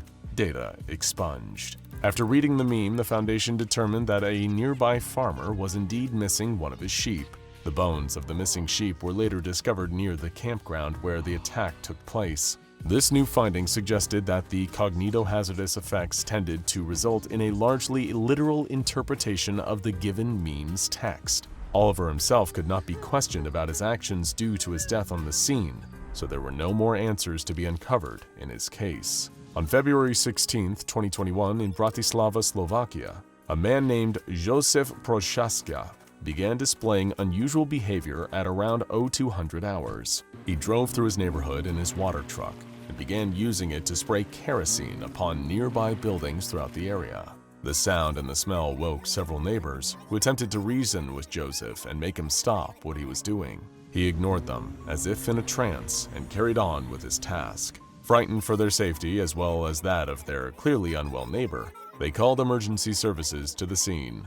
Emergency services arrived to find Joseph standing in front of the active nozzle, kerosene blasting directly onto him. He didn't even seem to notice. As the authorities approached him, calling out to him, asking him to come with them, he acknowledged their presence. He smiled broadly and pulled something from his pocket. All too late, they realized what it was: a road flare. He ignited it, and the area was swiftly engulfed in flames. 26 people were killed in the blast, and hundreds of thousands in property damage occurred as a result. That was shocking enough, but additional emergency responders who arrived at the scene saw something even more bizarre. It began to rain, putting out some of the flames. As the water touched the kerosene-soaked bodies and landscape, paramedics were completely taken aback as they saw corpses and bits of rubble begin to float up into the air, up into the sky. One man later described what he had seen to the police, saying, "It was as if they were floating on the water that was falling from the sky." The authorities dismissed this account, but the SCP Foundation knew better. This had to be another Trollge incident. Indeed, it was. And on Joseph's computer, they found the guilty meme. Oil is lighter than water. Step 1, cover yourself in oil. Step 2, feels good. Step 3, cover others in oil. Step 4, data expunged. Somehow this particular instance of SCP-6661 had managed to alter the laws of physics, to bend them to its will. It was a troubling development, and not something they cared to see repeated. Containment procedures were swiftly put into place. Web crawlers monitored the internet for any appearances of Trollge, particularly those that seemed to have cognitohazardous properties. If they could track these instances and delete them from circulation, perhaps they could prevent any more needless destruction. During the monitoring process, some of the web crawlers detected an instance of SCP-6661-1 with a heavily distorted concluding step. Before expunging this step, junior researcher Mikael Ramirez edited out the distortion and scanned the image through a spectrogram generator. This was, it should be noted, without prior authorization. The spectrogram generated audio, 3 recognizable words. Junior researcher Ramirez was reprimanded for breaching protocol, but his work proved to be valuable enough to warrant additional research. With the sign-off of the O5 Council, a spectrogram was constructed with a reply to this question and spread through the internet. The Foundation's response was, "Yes, we see you. Who are you? And why are you doing this?" Within 24 hours of the Foundation's response, another SCP-6661-1 instance with a similar distortion was found. The distortion was isolated and scanned through a spectrogram generator once more. It stated,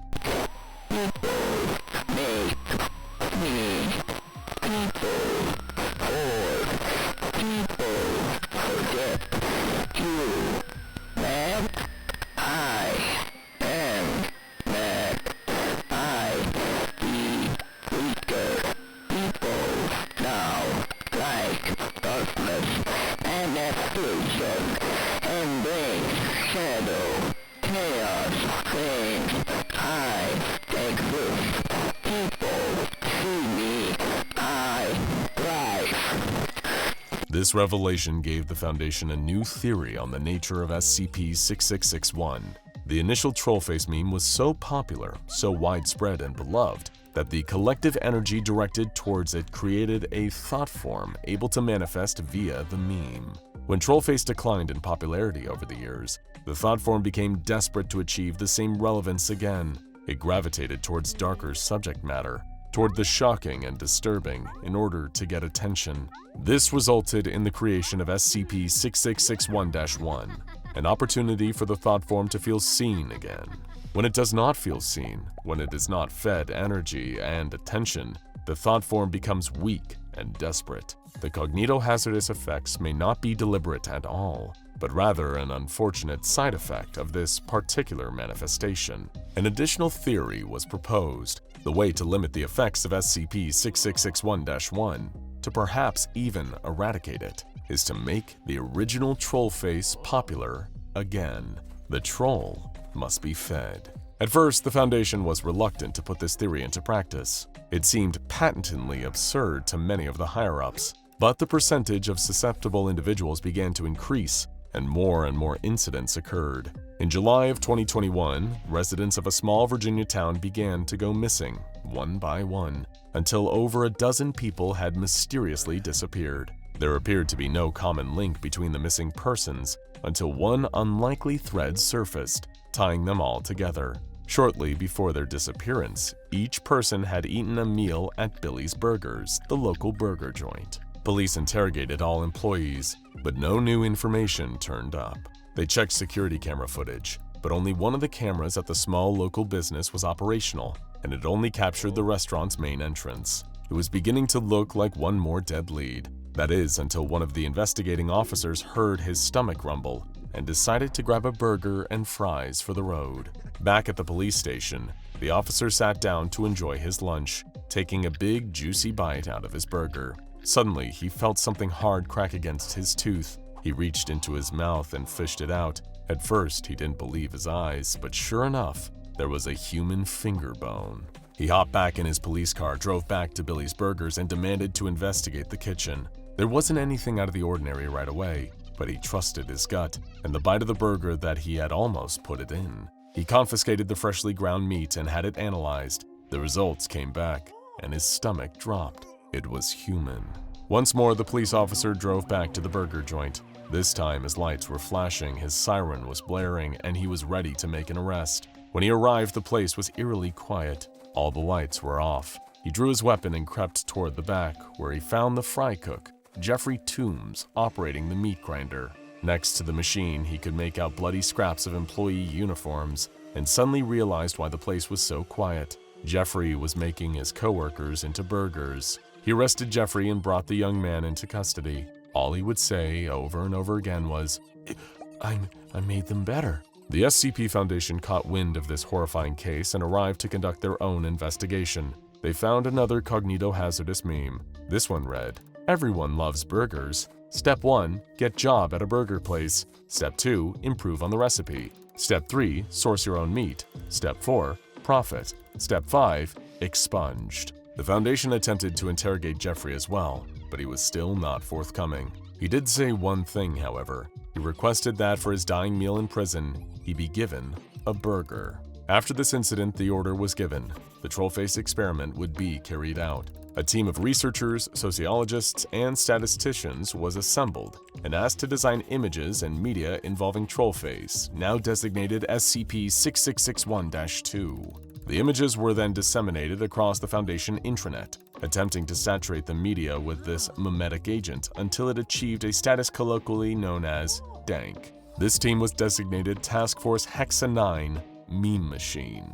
The initial experiment was a success, and the incidents began to slightly reduce. The all-clear was given, and SCP-661-2 was disseminated across the internet. Again, incident numbers decreased. This allowed for standard containment procedures to be put in place, procedures still in use today.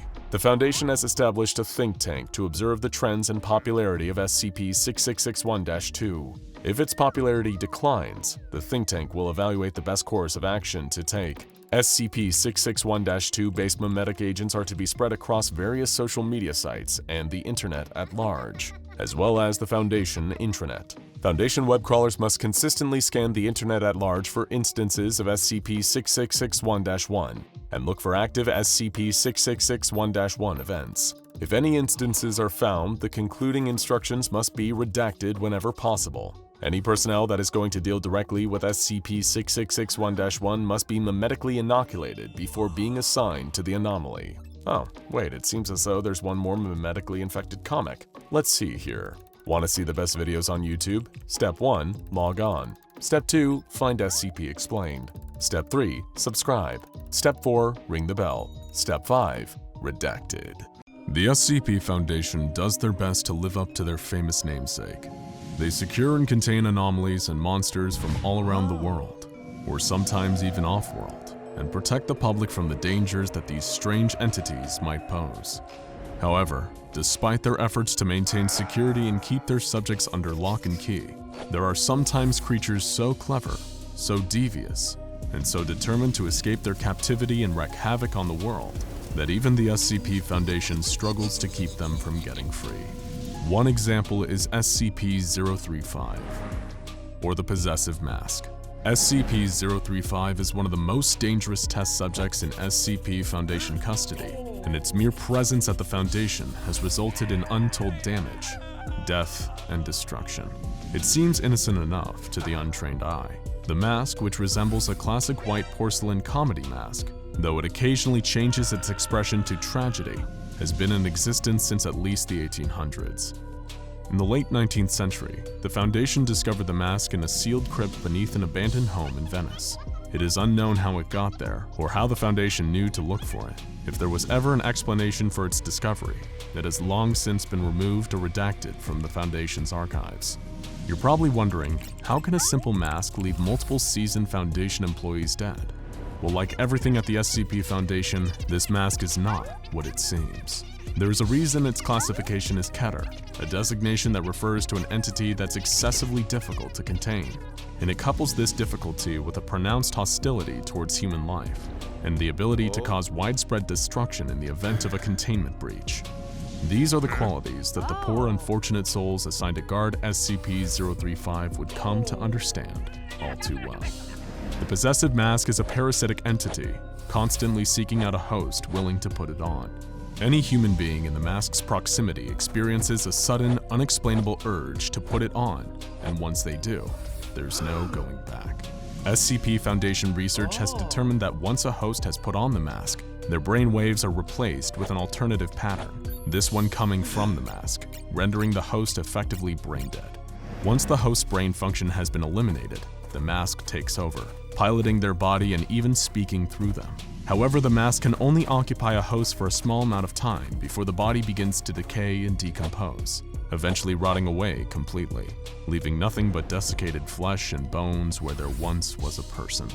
SCP-035 is capable of possessing any humanoid being, whether that's an actual human being or a lifeless humanoid shape.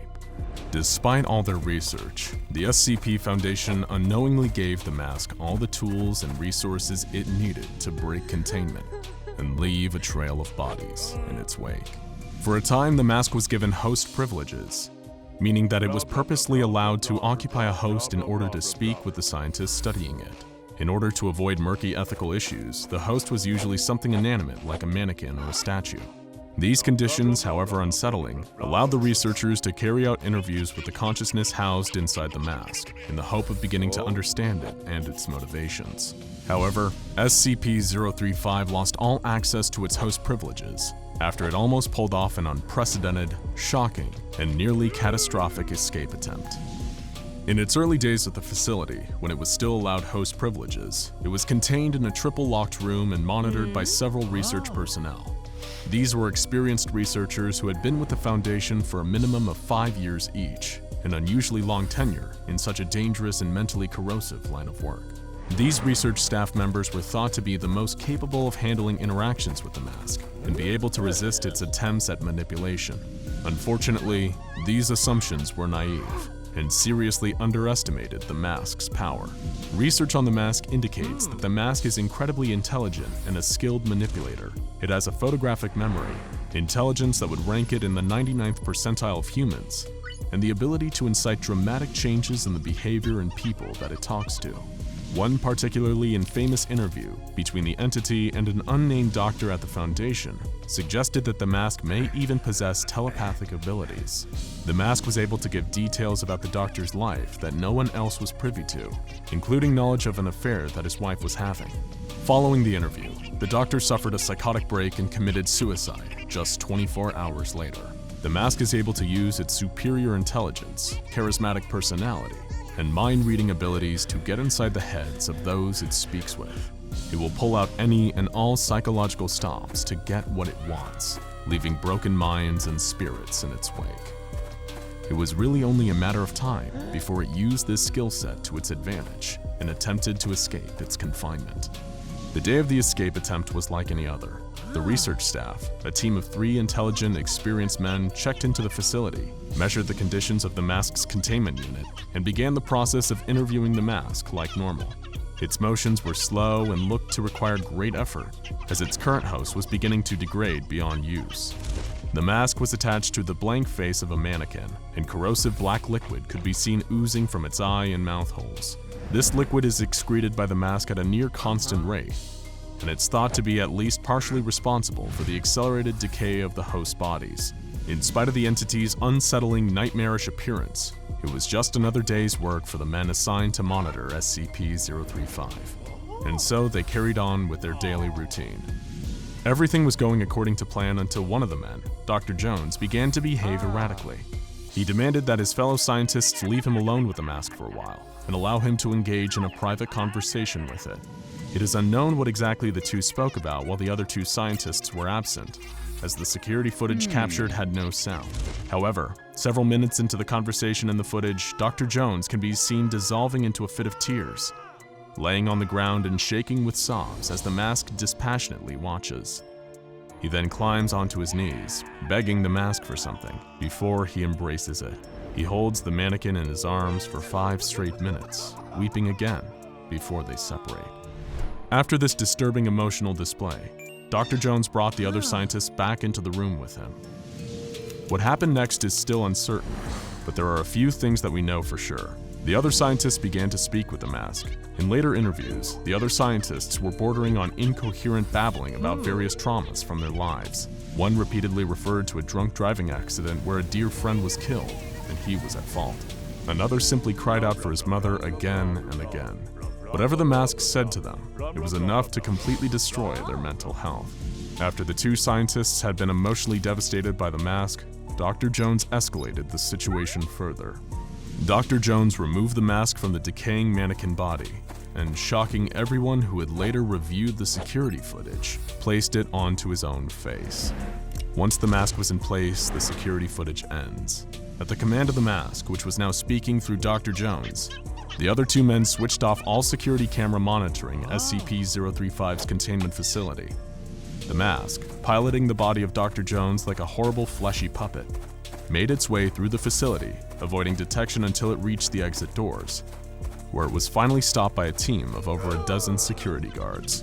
Knowing the dangers of touching the mask, all Foundation employees involved in the recontainment of SCP-035 refused to remove it from Dr. Jones' face. Instead, he was placed in the lock room with the mask still on, left alone to be observed over the security cameras until his body had decomposed beyond use. His body paced back and forth in the cell for days, flesh rotting and dropping away only until sinew and bone remained.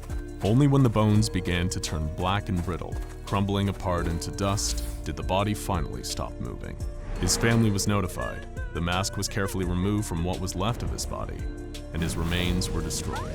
The other 2 scientists involved in the SCP-035 escape attempt were terminated and their files destroyed.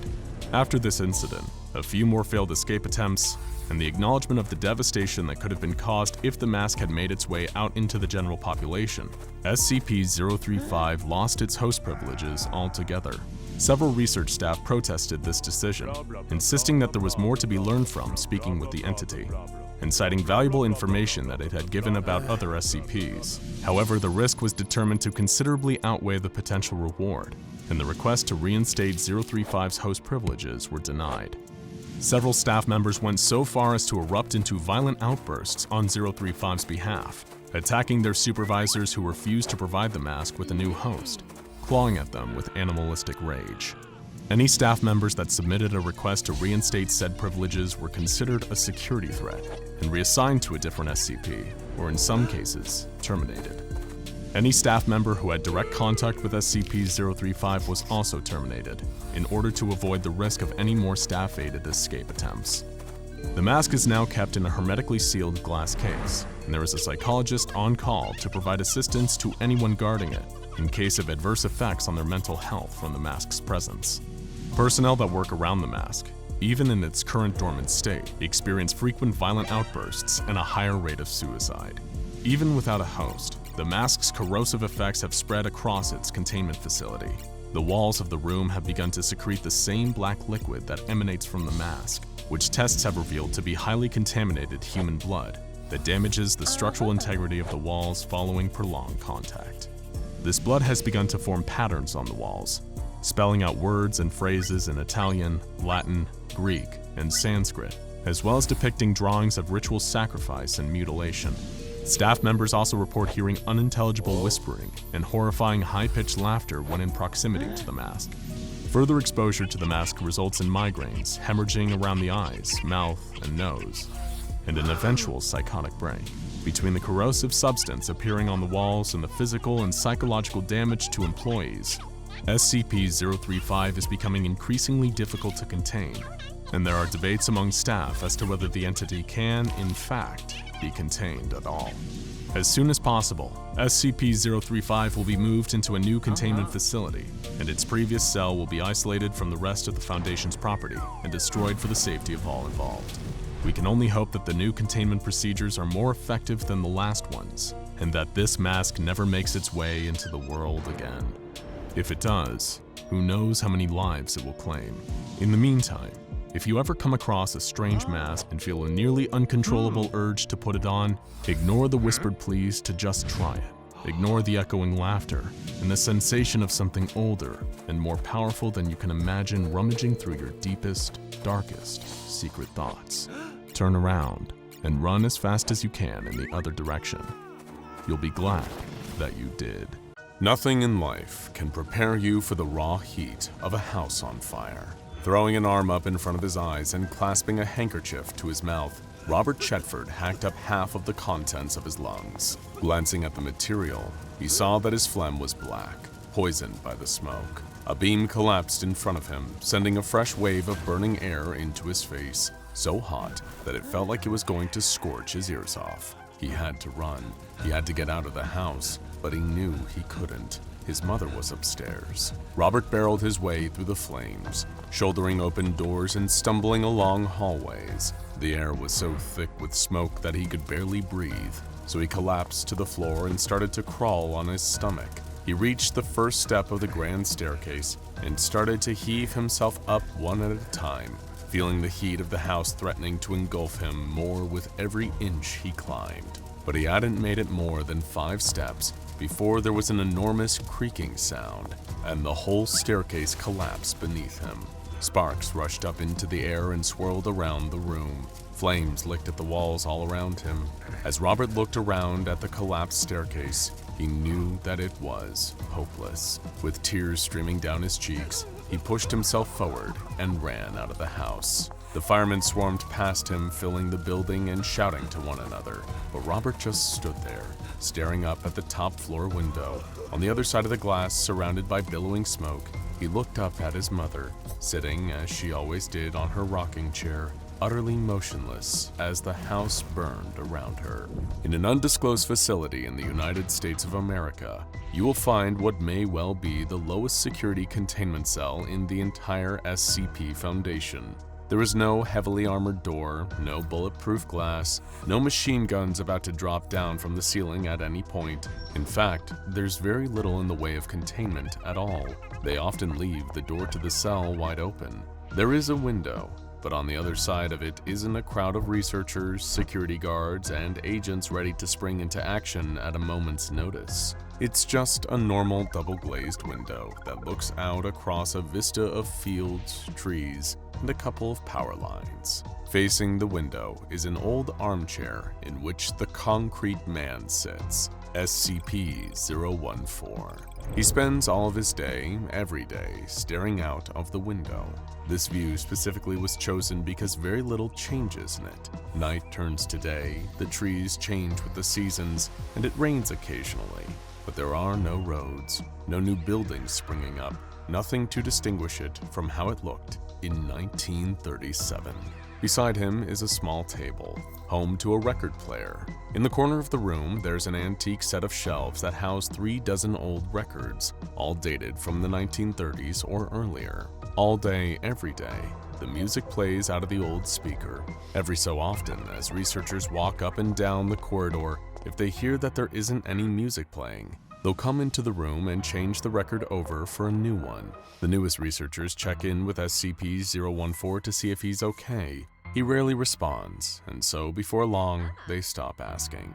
You would think, therefore, that the concrete man is elderly, approaching the twilight years of his life, but the man who sits there in his chair, staring out of the window and listening to music from almost 100 years ago, appears to be just 30 years old. Friends of Robert Chetford reported a noticeable change in his demeanor following the fire and death of his mother. He had lost his father not long before to a workplace accident. William Chetford had been a construction worker, climbing up the girders of New York's emerging skyline, pouring concrete and piling bricks. He had been working on a new building, one that was said to be the tallest in the world, called the Empire State Building.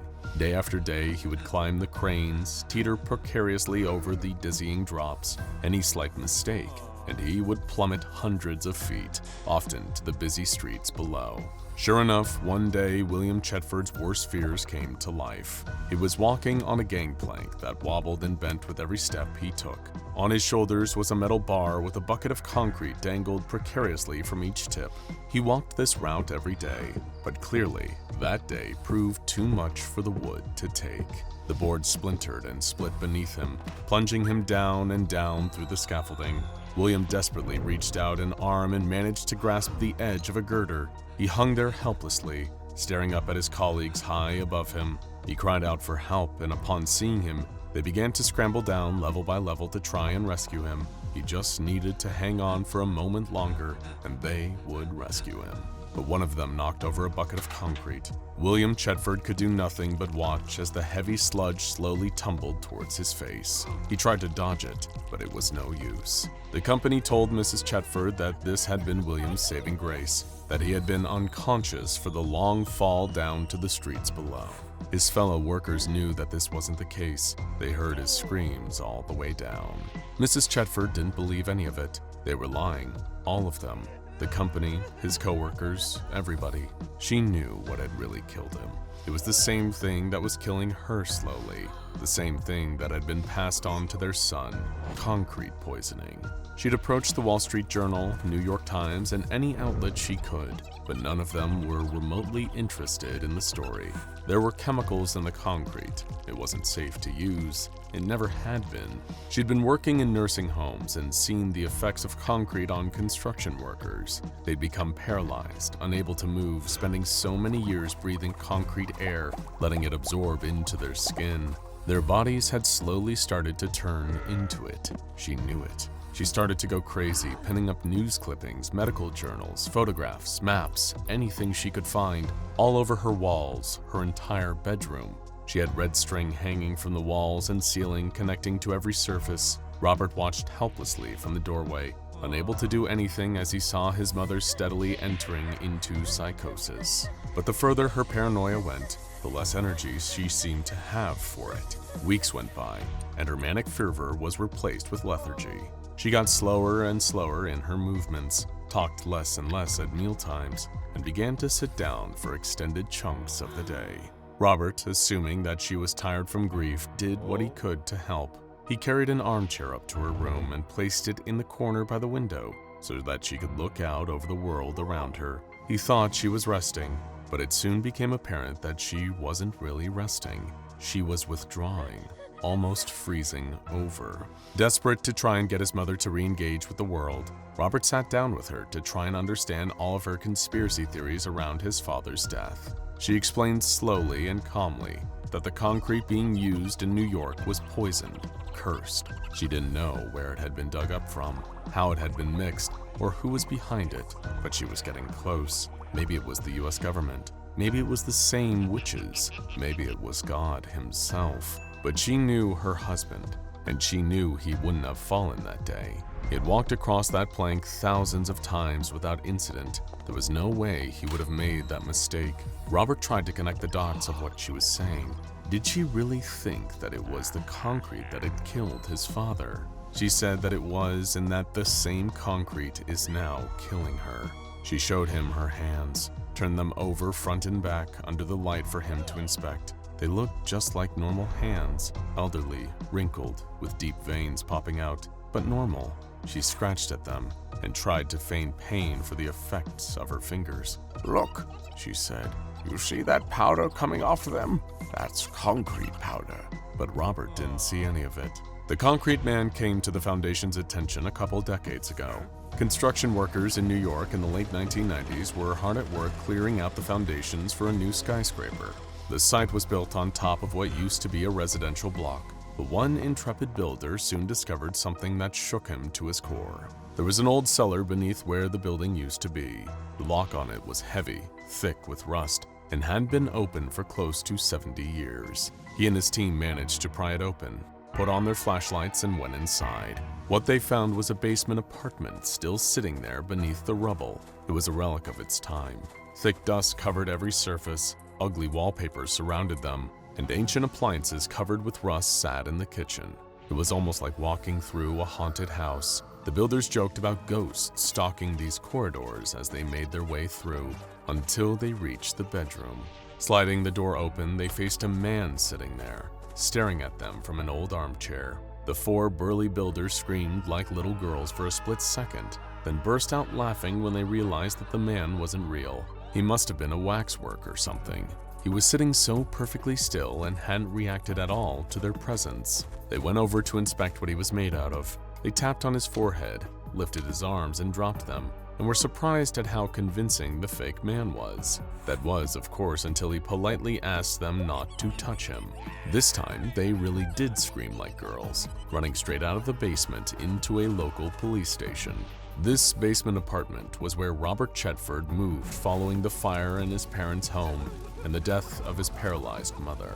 Racked with guilt, he had never been quite able to process what had happened to cause his mother's mental state to deteriorate so rapidly. By the time she died, she had been looking at her hands and genuinely believed they were made of concrete. She would not move, she would not eat, she would not sleep. For days, she would just sit, staring out of her window. He knew he should have taken her to a doctor, but they just couldn't afford it. Maybe if he had, this would have all worked out differently. Robert would think about it hour after hour. He would sit down in the armchair in the corner of his room and ponder what had happened. It was difficult to keep track of time living in the basement. There were no windows, no daylight at all, but he didn't think he had been sitting there for very long when he noticed the skin on his hands starting to turn gray. Without panic, he slowly lifted his hands to his eyes and inspected what was happening. His fingers, down to about halfway through his palms, were dry and solid. He could move them just about, but it took a normal effort, and he could see cracks running along the back of the concrete when he did. so he decided not to. He wouldn't say he felt calm exactly, maybe disconnected. He didn't feel particularly hungry, he didn't feel particularly tired. In fact, he didn't feel much at all. His concrete limbs were only a passing curiosity to him as he sat in his chair. Very occasionally, he would get up to put on a record on his record player, then return to his seat and stare at the wall. That would be every couple of months at most. The rest of the time, he would just sit there. One day, he noticed in a vague corner of his mind that the ground was shaking and dust was filling the room. The ripping sound of dynamite and the heavy stone just above his head told him that the apartment block towering over him had fallen down and almost come through his ceiling. Robert just sat there, unconcerned. Another day, some indeterminate time later, a group of builders came in dressed in peculiar, futuristic clothing, with bright yellow hats and reflective vests. They seemed rather startled to see him, though in truth, he had little care for seeing them. What did perturb him was when a group of people claiming to be agents from the Foundation came into his room and carried him out. He didn't like the noise, didn't like the change. If he wanted to move, he would move. Not that he could, of course. He was now entirely made of concrete, but that was beside the point. These people put him in the back of a van and drove him across half of the United States. They wheeled him through brightly lit rooms and into a disgusting modern white box. They had done the courtesy of bringing his chair along and found a new record player for him, with a whole selection of albums lining a shelf on the wall. He would have appreciated it and said thank you to them, but he didn't really care. He wasn't present at all. This was, of course, due to the fact that he was made of concrete by this point. However, once he was sat in his chair and took in the sight in front of him, Robert Chetford felt a dull panic rising in his chest. They placed him at a window, just like he'd placed his dying mother in front of a window. He tried to clench his jaw, tried to move his hands, tried to cry out in fear and pain, but he couldn't. He was paralyzed. The smell of smoke filled his chest, choking him, torturing him as the memories of his burning household raged in his mind. He tried to scream, he tried to fight, he tried to do anything other than just sit there, but it was far too late for any of that. "Good afternoon, Mr. Chetford," the researcher said, busying herself and putting on another album for him to listen to. "Is there anything I can do for you, sir? Anything I can do to make you more comfortable?" The concrete man said nothing. The researcher patted him on the back of his hand. "Made of concrete indeed. Looks just like regular skin to me, Mr. Chetford. I do wonder what's going on inside that head of yours." On her way out of the room, she glanced at his view from the window. "Beautiful weather outside today, isn't it? Scorching even." In 1914, an Archduke of Austria-Hungary was shot by a Serbian nationalist. This led, after a series of nations signing treaties with other nations, to one of the bloodiest conflicts ever fought. A war that was unlike any that had been fought at the time. Trench combat, mud, and sandbags, newer, deadlier advancements in the art of warfare, vile, incurable, and fatal diseases, and months upon months of misery, all while trapped in dark, dank dugouts. The Great War, the First World War. It's gone by many names since its ceasefire in 1918, and while there aren't many left of the generation that remembers it, there are still plenty of scars left on the world that remind us of the horrors. But there's one that seems to be keeping those wounds fresh, reminding us that war is, indeed, hell, as that rough beast slouches towards its destination. This is SCP-2574, what appears from the outset to be nothing more than a stone sculpture of a lion comprised of sandstone and living tissue.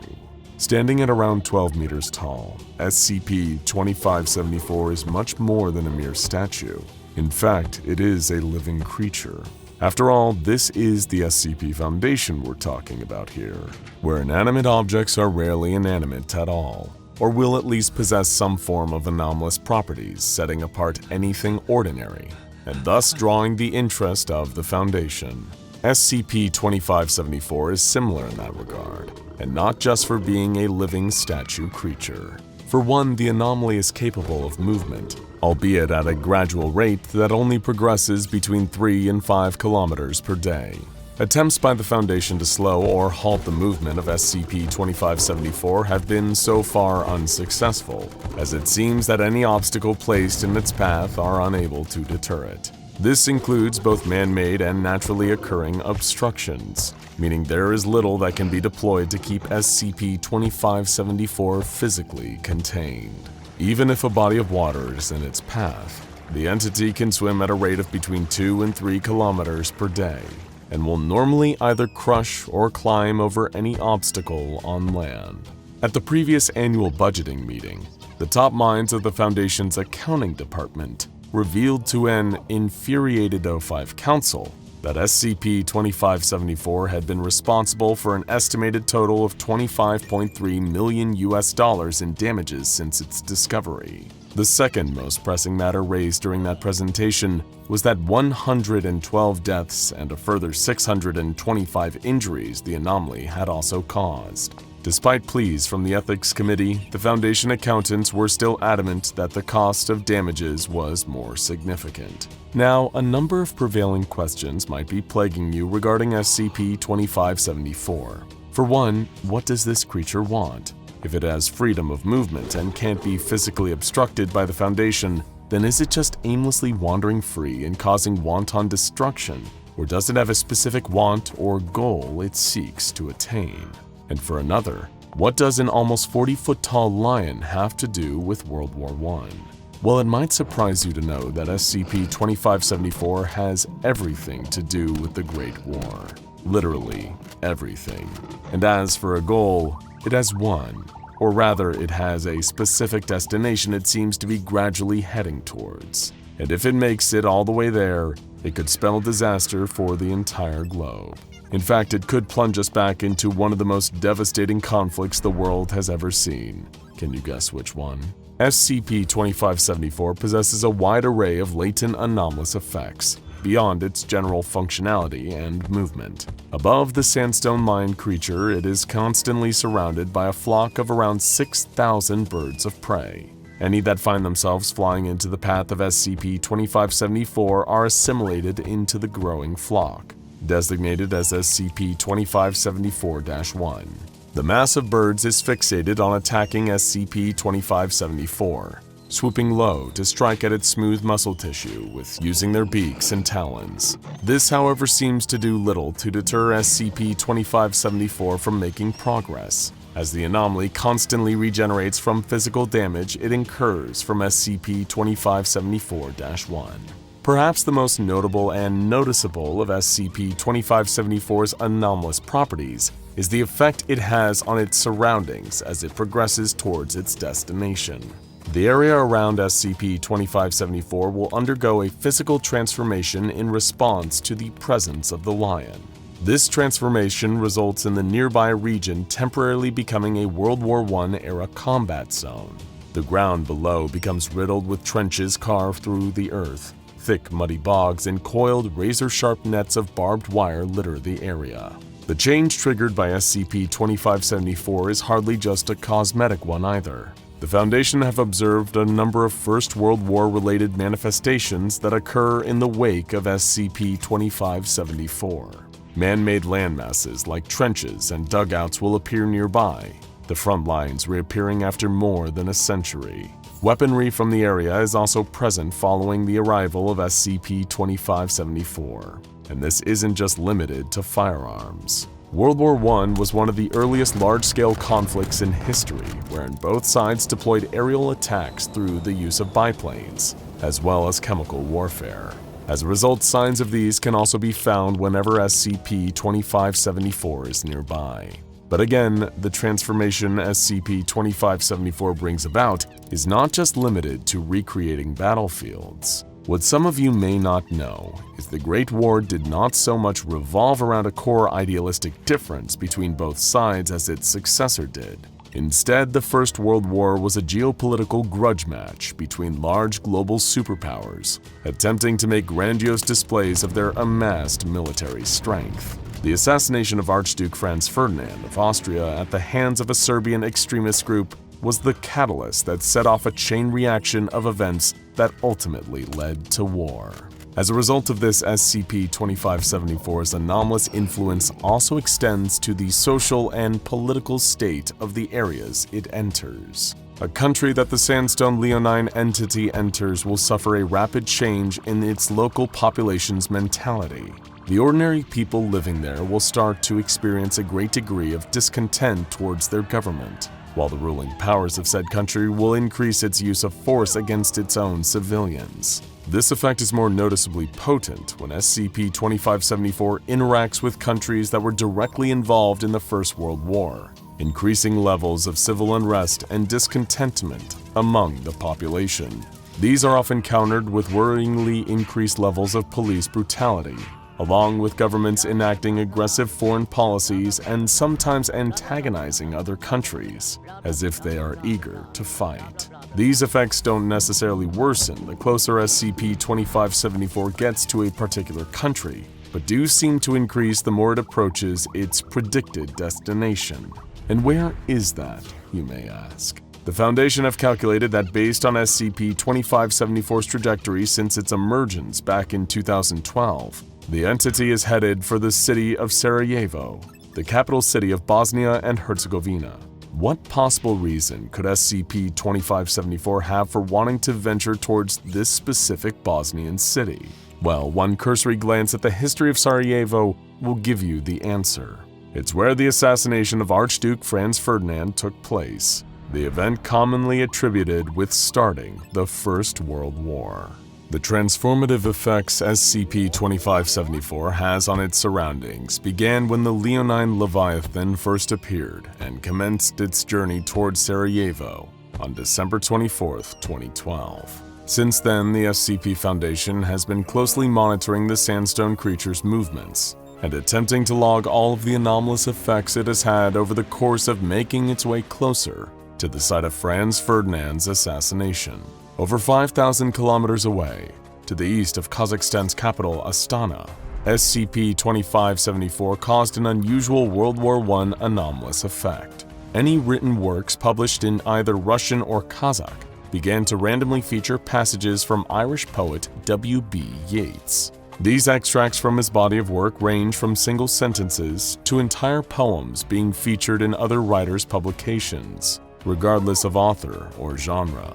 Yeats, for anyone unfamiliar, was widely considered one of the greatest poets of the 20th century.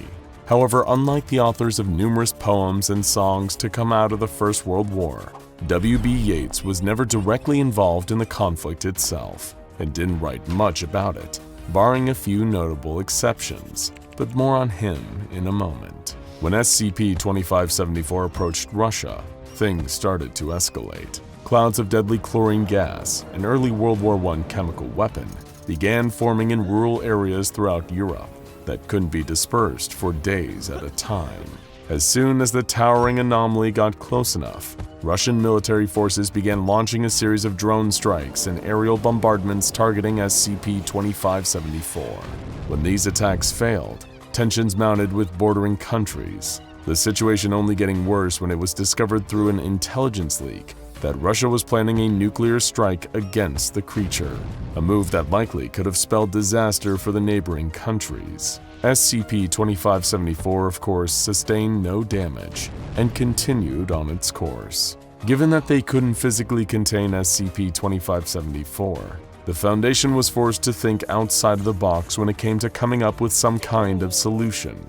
There were already too many eyewitnesses aware of the Leonine Leviathan's existence to consider administering amnestics, even on a large scale. The fact was, too many people already knew about SCP-2574 and would make such a move pointless. The best that the Foundation could do to combat, if not counteract, the effects of SCP-2574 was to work directly with governments affected by the creature's World War I transformative effects, to try and repair the damage left in the anomaly's wake, and ease the tension and violence it caused. It became the Foundation's job to deter any country planning an armed military response to the presence of SCP-2574, as any such strike would endanger both their military and civilian populations, while causing no damage to the anomaly. In the interest of trying to solve the problems posed by SCP-2574 reverting parts of Europe to hellish First World War-era battlefields, the Foundation made a rare agreement to collaborate with another large organization specializing in the anomalous, the Global Occult Coalition. Working directly with the GOC, their goal was to create a large-scale memetic countermeasure that would effectively reset the toll SCP-2574 had exacted on global psychology by altering people's temperaments and creating mass political unrest as it progressed towards the Bosnian capital. However, given the tense history between the SCP Foundation and the Global Occult Coalition, their attempts at creating a memetic countermeasure are still ongoing, since neither group wants the other to engage them in full-scale memetic warfare. As such, the proposed countermeasure will consist of two parts, with neither organization being able to replicate the other's half. Meanwhile, SCP-2574's progress across Europe was responsible for a number of other significant changes, physically, socially, and politically recreating the conditions of the First World War. Poppies, a flower that has since become synonymous with the remembrance of the conflict, began to grow in regions within Russia where they wouldn't naturally occur. This included within urban locations, the red flowers sprouting in and around buildings. As a result of such a high-profile anomaly causing such widespread unrest to spread, a number of religious cults centered around SCP-2574 began to form. While the living descendants of World War I veterans began suffering from vivid hallucinations that depicted their ancestors' first-hand experience of the fighting, these cults began to amass more and more of those affected by SCP-2574. The SCP Foundation was able to observe some of the sermons delivered by these religious cults, who appeared to view the public appearances of SCP-2574 as signs of an impending apocalypse. "Come to us and embrace your salvation," one cult leader exclaimed in a sermon. "Discover the words of the prophet Yates, who spoke this sacred truth that all of history is a spiral, and that we have spiraled outwards towards chaos. Learn the true nature of the Second Coming." It appeared that some of these cults viewed the poetry of W.B. Yeats as prophetic in regards to SCP-2574. They would often reference the Second Coming, which, interestingly, was the name of one of his poems written in the aftermath of World War I. Yeats's The Second Coming refers to a rough beast slouching towards Bethlehem. The SCP Foundation has since uncovered some erratic writings made by the poet before his death that allude to Bethlehem, despite no record existing of him ever traveling there. It is believed that Yeats somehow figured out what SCP-2574 was, and that the closer it gets to its destination, the more civilization will spiral further out of control towards total, all-consuming chaos. Further research by the Foundation also uncovered a testimony made by Gavrilo Princip, the Serbian man responsible for assassinating Archduke Franz Ferdinand of Austria, and thus sparking the First World War.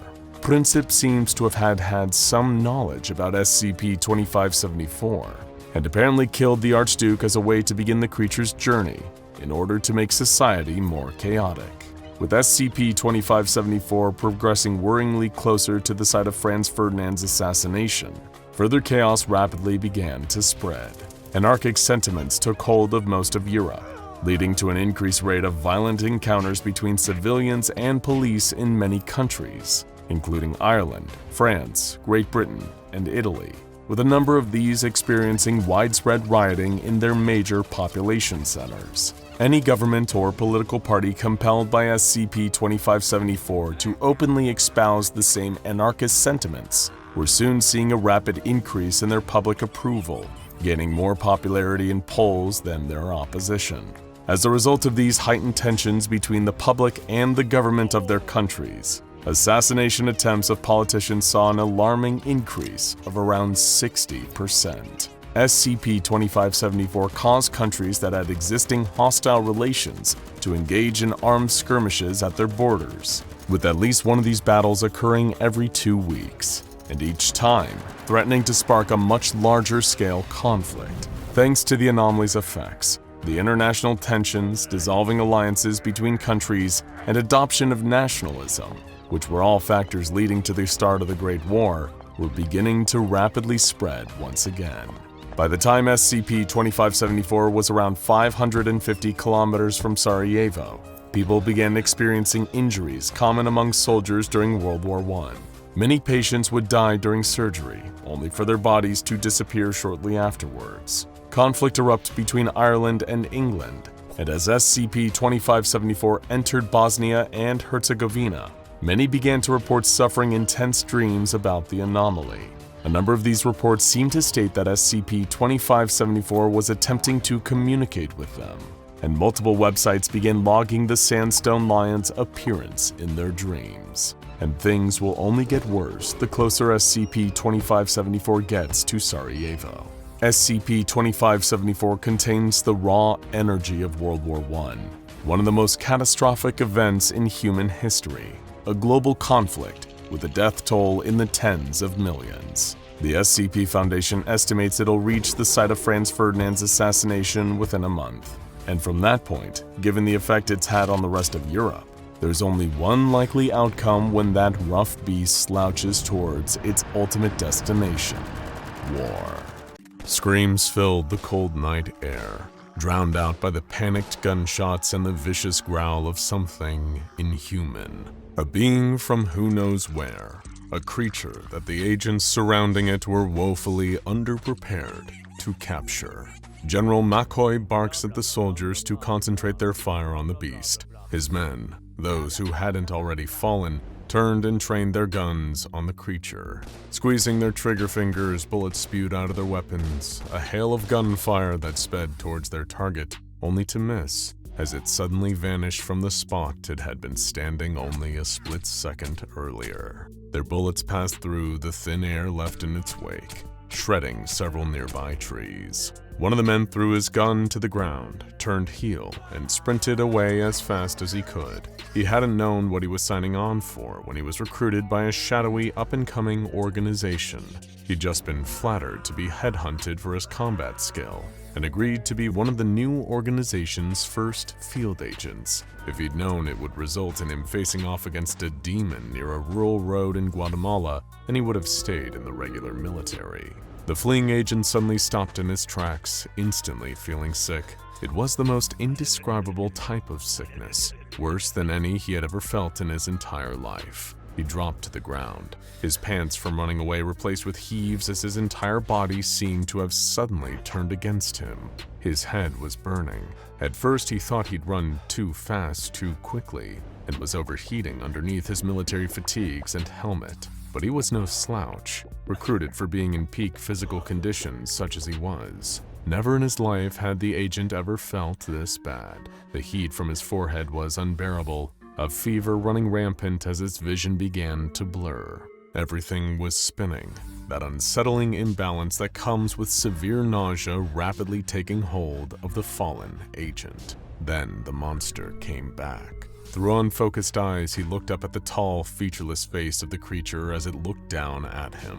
He was helpless, hurling and shuddering, barely able to stand. If someone had brought a Geiger counter with them, it would be ticking loudly and frequently if they held it near the agent. And that, somehow, was about to be the least of his problems. The creature opened up its mouth, the only facial feature that occupied its head. Past its few remaining teeth was a milky blue orb. The same thing that had been visible right before the creature itself wasn't. As the agent, from his place on the ground, caught sight of the pale eyeball in the monster's throat, something started pulling his body in on itself. It was like falling, except gravity was acting on different parts of his body at different speeds at different times. His arms and legs folded inwards towards his center of mass, making the agent scream out in pain as his body collapsed. He folded into himself like origami, piece by agonizing piece, until there was nothing left. Hearing the man scream, General McCoy and the others broke through the tree line, flashlight beams illuminating the creature.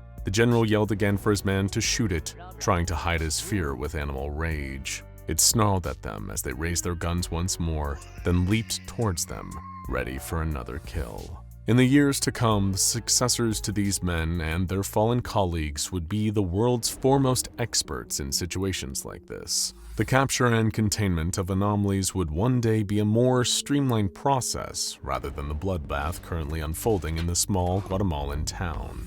Dying at the hands of what locals had thought to be a demon, were some of the earliest precursors to the SCP Foundation. Humble beginnings, indeed. The creature was eventually captured by the early precursor version of what would one day be the SCP Foundation. At this time in their history, the organization had far fewer resources and reach than they would one day have at their disposal. They didn't even have the SCP numerical designation system that has since become synonymous with the organization and the various anomalies they keep contained. As a result, this so-called demon was originally classified as number 86243AR-001. However, it would later be known as SCP-001, or one of the anomalies to share that designation at least. SCP-001 itself was an abnormally thin humanoid creature. With gray-brown skin, its emaciated bone and muscle structure didn't match any known species. It sported dark claws at the tips of its arms, with both legs terminating in similar sharp black points rather than paws or feet. Most striking was its face, or rather, its lack of one. The creature's head was spherical, with a lipless mouth reaching halfway around its circumference. Within was a maw of 21 teeth, each spaced randomly apart, and either chipped, broken, or rotting.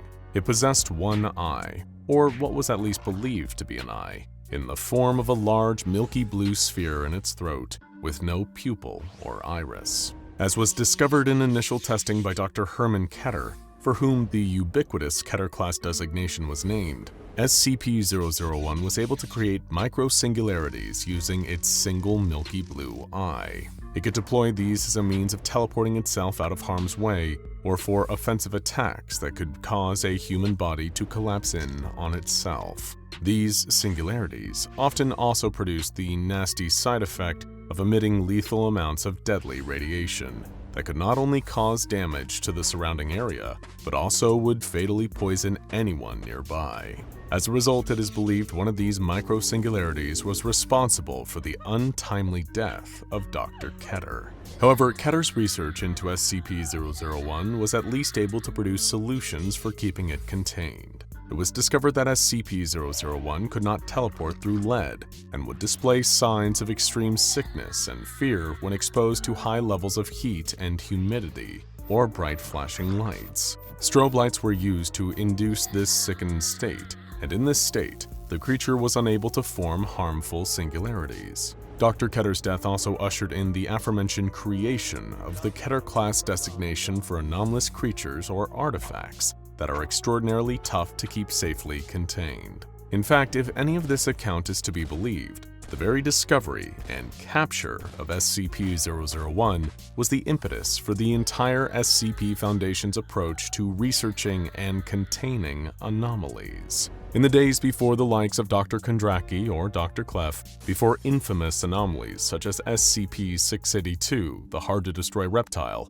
or SCP-096, the Shy Guy, were even known about, things were, well, pretty uneventful for the newly formed Foundation, as you can probably imagine. But none exemplified this better than Harold Woodeu, an uninteresting man living an uneventful life, or as uneventful as one could get when their job was working for the Foundation. During this crucial period of the SCP Foundation's early history, as the anomalous research and containment organization was taking its first steps towards protecting the people of the world, Harold was finding himself bored already with his work.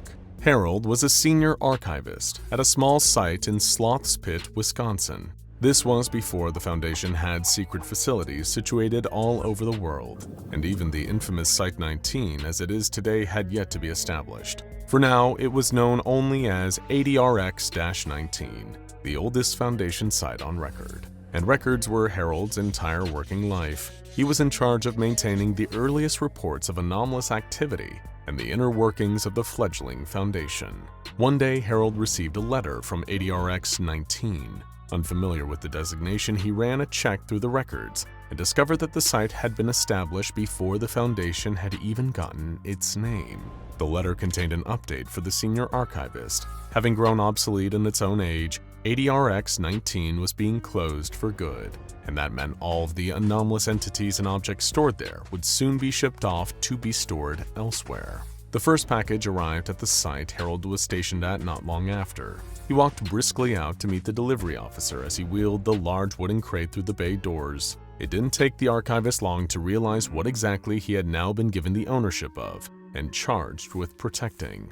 The crate even came complete with relevant case files to accompany it. Stamped on one side of the box was a series of numbers and letters that shocked Harold when he read them. SCP-001. He exchanged a confused look with the man who had delivered the anomaly, who just laughed when he saw Harold's expression. "You didn't hear?" he asked. "SCP-001 is dead." The creature's death had come on the heel of a number of significant changes made by the Foundation higher-ups. These decisions were ultimately both the direct result of the encounter with SCP-001 in Guatemala, and were also changes that would ultimately shape the Foundation into its modern iteration.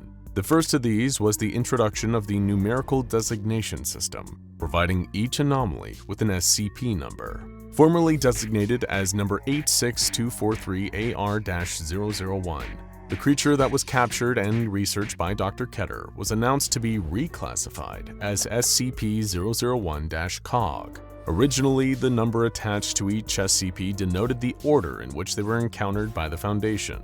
However, the Overseer Council believed this posed a security risk, offering too much information about their operations to any potential adversaries. As a result, the use of SCP-001 designation started to be applied in a slightly different way. A number of anomalies were then grouped under the umbrella designation of SCP-001. Some of these were real anomalies, and amongst the earliest that the Foundation encountered. Others were entirely fake, and used as a cover for the real SCP-001. Nobody, not even within the Foundation itself, was ever told exactly how many files fell under the SCP-001 umbrella, or indeed, which was the real one. The anomalies included the Gate Guardian, a towering colossus of pure energy wielding a flaming sword, believed to be the biblical angel guarding the Garden of Eden; the Scarlet King, an extra-dimensional tyrant that longs to conquer our reality; a group of 36 individuals capable of neutralizing anomalies. Even the SCP Foundation itself is considered one potential SCP-001. And among them is also the creature from Guatemala, otherwise known as the Prototype. The same creature whose inhuman bones were now in a box before Harold. The senior archivist had long heard legends about what exactly SCP-001 might be. It was a question often whispered among Foundation staff who were curious what the first anomaly might be, but didn't have the security clearance to know the truth. Rumors spread that SCP-001 was more powerful than any other anomalies in containment, that the capture or discovery of it was either the reason for the Foundation ever forming, or it was one of their greatest failures, meant to be kept their closest guarded secret. Something far too terrible to comprehend. You might think that now being presented with an answer would give Harold relief. So many wonders and haunting queries about SCP-001 were put to rest. But instead, as he opened up the wooden crate and looked at the pile of strange bones inside, it had the opposite effect. None of it was the interesting answer that Harold and many others had hoped for. If anything, it was a huge disappointment. All that speculation surrounding the mystery of SCP-001. What it was, where it had come from, why it was kept so secret. Was this the answer? It was just the first thing that the SCP Foundation had put into a box. According to the Foundation's own internal reports, the prototype monster had been found lying still in its containment chamber during a routine inspection. It wasn't moving at all. Even armed guards couldn't get a reaction from the creature. The anomaly wasn't breathing, its heart having slowed to a stop. Little was known about the creature's biology, but even then, nothing could be done to resuscitate it. As far as anyone could tell, the anomaly known as SCP-001-COG had died of old age, after exhibiting movement that got gradually slower and weaker, and even less hostile behavior over the course of the previous decade since its initial capture. But yet Harold was still dissatisfied with the knowledge that this was SCP-001. He became fixated on the case surrounding it. Studying the files he was charged with moving to storage, he learned of the few ways the creature's discovery had influenced the early Foundation. For example, the death of Dr. Keter being the reason for the use of Keter class in their terminology. Still, that didn't feel nearly as important as Harold and others had speculated that SCP-001 would be. There had to be something more to it. And for weeks following the arrival of the creature's bones, Harold could not stop thinking about it. Something about all this didn't sit right with him. The secrecy that the Foundation shrouded SCP-001 in seemed like overkill for just a monster. The organization had seen far worse than the likes of the prototype in the many years since. At the time, perhaps it had seemed like the most dangerous anomaly the Foundation had encountered. If it really was the first, then technically at that time, it would have been the most dangerous if there were no others to compare it to. One night, Harold ventured into the archive and opened up the box containing the creature's bones using a crowbar. He had to know, had to understand exactly what was so important about this being. Cracking the wooden crate open, he removed the skull to examine it. The Foundation hadn't even had a chance to figure out what exactly the creature was or where it had originated from. All they knew was it could produce microsingularities and lethal doses of radiation. Beyond that, the only other details came from the Guatemalan locals who had encountered it first. They had called it a demon. Perhaps it was. The Foundation would never know for certain. And it seemed to Harold that they didn't care to know now that SCP-001 was dead, and didn't seem to care much before then either. They were more than happy to just discard it. He couldn't shake the feeling that there was meant to be something important about the creature. Harold couldn't help it. The whispers surrounding SCP-001 all indicated it was meant to be something more significant than a cast-aside pile of bones. The underwhelming reality he was being presented with didn't match the idea of SCP-001. Harold examined the skull closely in his hands, turning it around and around as he tried to maybe spot something. Some important detail that everyone else in the Foundation had failed to notice, or some of the puzzle that would explain what was so important about this creature, and yet, the more he looked, the less he learned. Alas, poor SCP-001, he said aloud, paraphrasing Hamlet. Of course, what Harold didn't know, didn't possess the clearance to know, was that this wasn't the only SCP-001. Maybe the Foundation's lack of interest in the creature's remains was all part of their plan to keep the real SCP-001 a secret. Where Harold only saw a box of bones and a disappointing answer to so many burning questions, the SCP Foundation saw their system working exactly as intended. A giant, monstrous, crab-like claw closes around the throat of an unimaginably huge, eel-like beast. The beast's terrible, writhing tentacles wrap around and latch onto the immense crustacean, and then the high-intensity beams of gamma radiation start flying.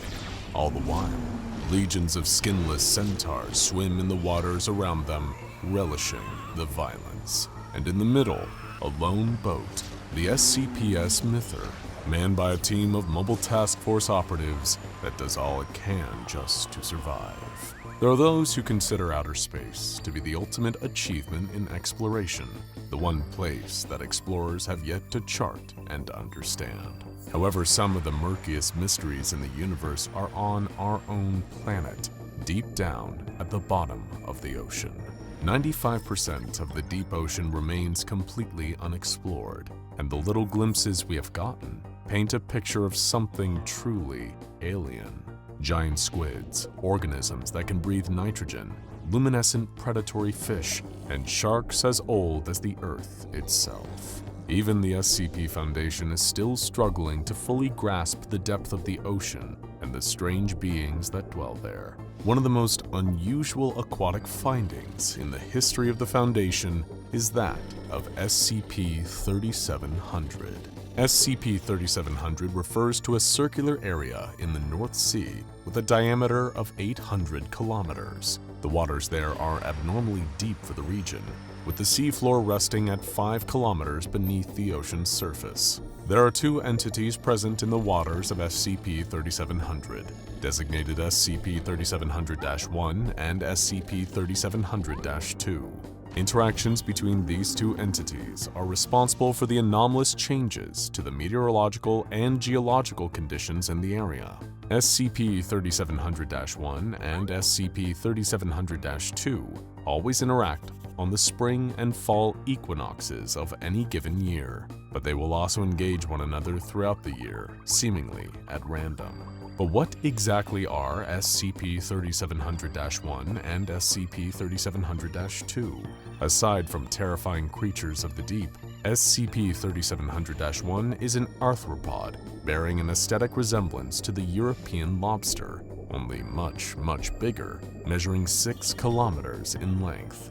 The creature is green, with a mix of blue, yellow, pink, and red markings across the top of its exoskeleton that bear the appearance of a woman's face. It has 6 prehensile limbs, 4 of which terminate in claws, and 8 legs. The entity's 4 eyes are compound and orange, attached to stalks. Anyone who gets close enough to observe the creature's carapace in detail will notice scars, cracks, and small holes, indicating years and years of damage. SCP-3700-1 has several anomalous qualities in addition to its size. In a fight, it is able to strike with its appendages and produce cavitation bubbles with a force greater than several tons of dynamite. 2 of the entity's eyes are capable of blasting concentrated gamma radiation at a chosen target. The creature has the ability to impact the weather around it, dispersing storms that impede its ability to move with ease, and can reach speeds up to 100 kilometers an hour. In spite of its immense power, SCP-3700-1 is not aggressive and tends to ignore beings in its vicinity other than SCP-3700-2. Speaking of SCP-3700-2, it is a 32-kilometer-long entity, resembling a pelican eel in all aspects except for its massive size and the 13 appendages that encircle the middle section of its body. These appendages, which tuck inside its body when not in use, are similar to the tentacles of an octopus, complete with suckers. The majority of the entity's body consists of a sinewy tail, terminating in a sharp point. When its mouth is open, it is an estimated 3 kilometers deep. Its flesh is black, and it has white, purple, and red bioluminescent lines in the shape of a man's face on either side of its torso. SCP-3700-2's anomalous properties include the ability to invoke storms with the severity of Category 5 hurricanes, and the ability to produce whirlpools that draw in any vessel within 150 meters so that it can rip them apart. It is also able to produce high-energy sound waves as well as blue fire, which it emits from its esophagus. When the 2 entities interact, it results in an epic struggle as each begins attempts to destroy or subdue the other. When one is victorious, immediate changes to the area follow. When SCP-3700-1 wins, the storms and harsh weather in the area will immediately calm, and an era of fertility and abundance will begin. The reproductive rates of fauna in the ocean and on the islands nearby increase threefold, and the crop yield doubles. The ocean itself becomes increasingly active, and the erosion rates of the archipelago's shores increase fivefold. When SCP-3700-2 wins, however, the weather conditions become dangerous, with raging hurricanes, rapidly fluctuating temperatures, and constantly changing storm fronts that cause destruction of buildings and loss of life. Naturally, this renders any ocean travel in the area extremely difficult or even impossible.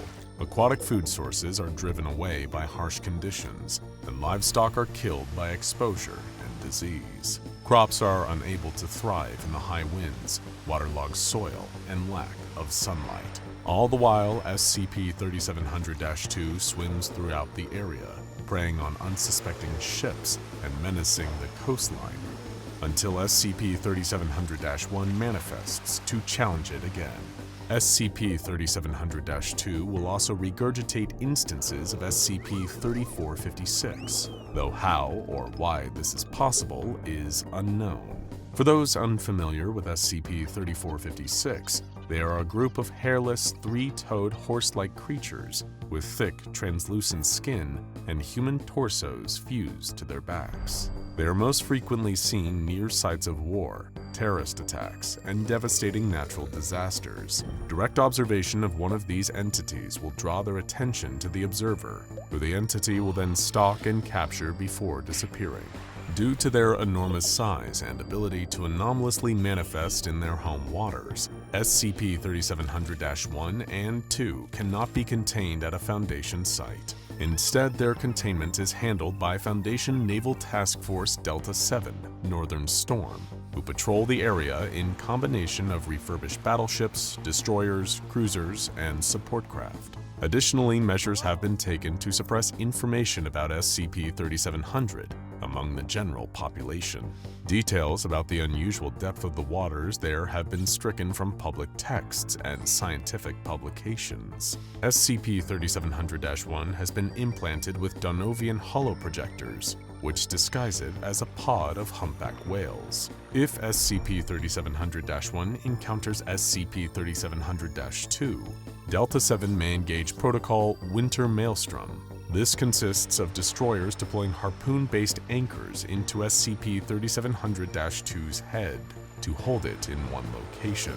Next, the vessels work together to target the entity until SCP-3700-1 is able to subdue it. If this does not prove effective and SCP-3700-2 cannot be contained, then the task force will implement Protocol Tumult. At this point, naval and civilian crafts in the area must be evacuated. Trade and ferry routes to the archipelagos must be rerouted for at least 6 months. There will be constant aerial and naval engagement with SCP-3700-2, and constant monitoring for the reappearance of SCP-3700-1.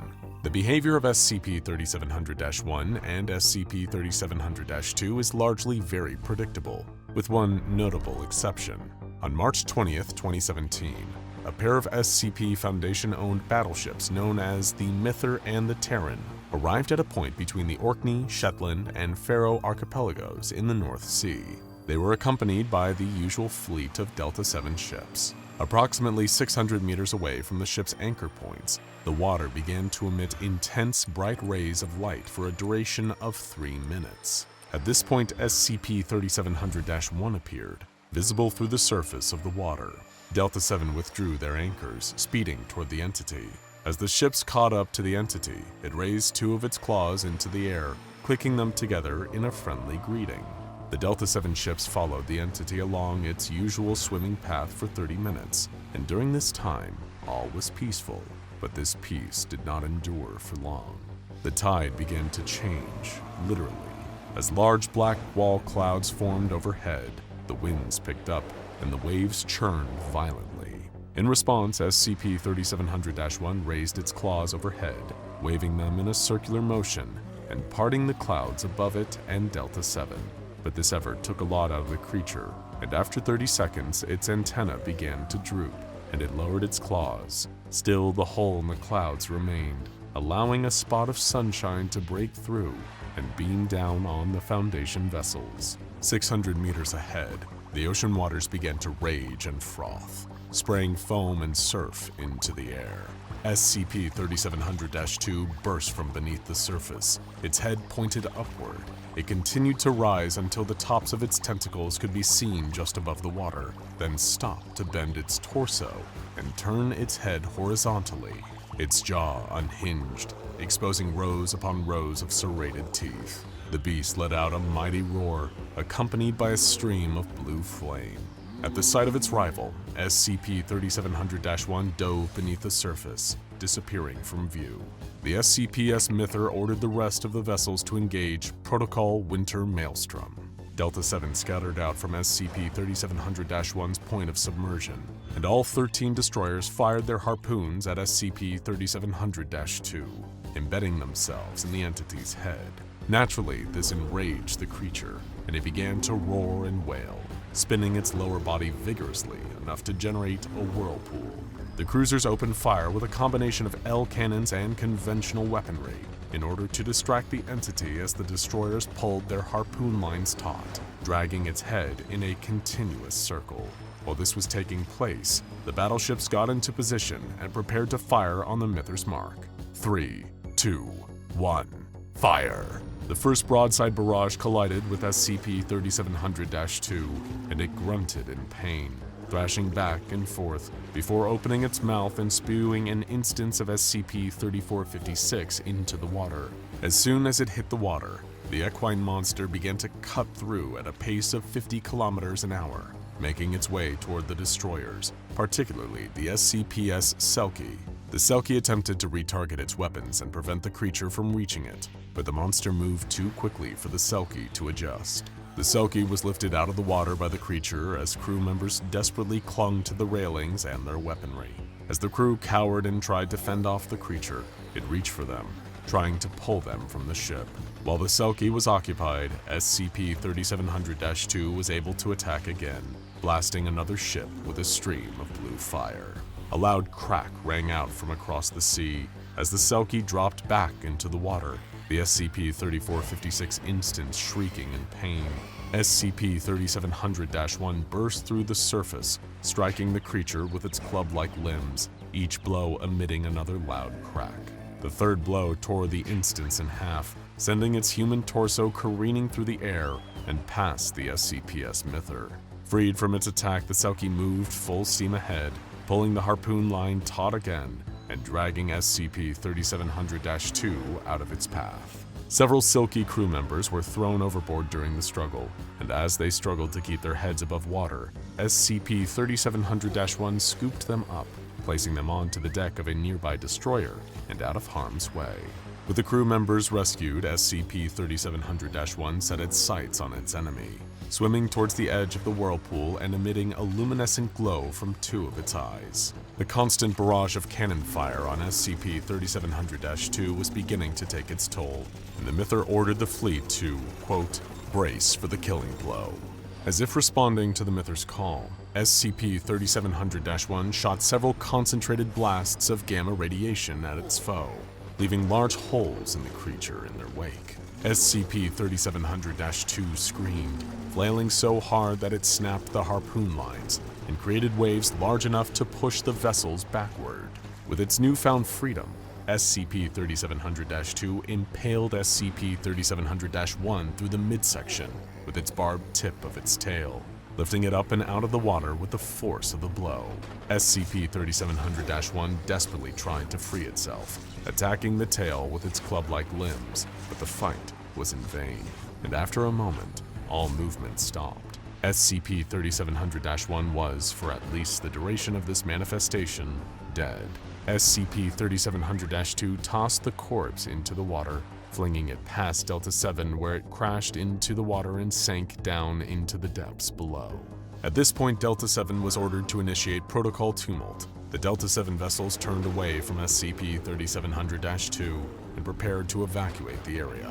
One of the ships, the SCP-Scarlet Beast, slowed behind the rest of the fleet, emitting concerning amounts of smoke before coming to a stop. Meanwhile, the enraged and emboldened SCP-3700-2 expanded the size of its whirlpool, setting its sights on the retreating ships and the weakened Scarlet Beast. The ship tried to flee, but the engines were completely shot and would not respond. The ship was caught in the whirlpool and pulled against its will toward SCP-3700-2. As the crew looked on in helpless dread, a tentacle rose from the deep, wrapping around the vessel and dragging it toward the entity's gaping maw. Suddenly, SCP-3700-1 exploded from beneath the surface of the water, leaping between the ship and SCP-3700-2, cutting the tentacle in half and freeing the Scarlet Beast from its grip. SCP-3700-2 shrieked before closing its jaws and biting down on SCP-3700-1. It retaliated, emitting bright flashes of light and doing enough damage to stop SCP-3700-2 from continuing to produce its whirlpool. Another tentacle emerged from the water, pulling at SCP-3700-1's legs and ripping them from its body. But SCP-3700-1 returned the assault in kind, bludgeoning SCP-3700-2 with its club-like limbs from inside of its mouth. All at once, SCP-3700-2's lower jaw was torn out of place, dropping into the water with SCP-3700-1 still inside. SCP-3700-2 thrashed futilely, growing steadily weaker and weaker. It released one more stream of fire before collapsing. Delta-7 paused the retreat, watching the scene for any sign of a winner, but after 5 minutes, neither entity had moved. Delta-7 returned to the site of the battle to investigate and saw that neither entity was moving, and both appeared to be deceased. Shortly after Delta-7 reached the area, both entities disappeared, leaving a single, round, unidentified object that sank below the surface where SCP-3700-1 had just been. The wall clouds overhead dispersed, leaving standard cumulonimbus clouds in their place. The waters themselves remained choppy. Unsure of how to proceed, the SCPS Myther sent a radio transmission to Command. This is Delta-7 to Command. We read you, Delta-7, Command replied. We have a bit of a situation. Go ahead, Delta-7. SCP-3700-1 and 2 are both down. Command was silent for 10 seconds, utterly baffled by the information. Please repeat, Delta-7? Again, the Myther said, SCP-3700-1 and 2 are both down. Command ordered the Myther to stand by. 3 minutes of radio silence later, communication resumed as they asked, Are either entity's effects active? Negative, Command. Is there any trace of either entity? Also negative. It appears the anomaly has been neutralized. Delta-7 is to return to base for debrief following any recovery efforts. With their next steps clear, Delta-7 attached the Strosny Vs to several tugboats, preparing to pull the vessel to safety. But there was one more surprise waiting.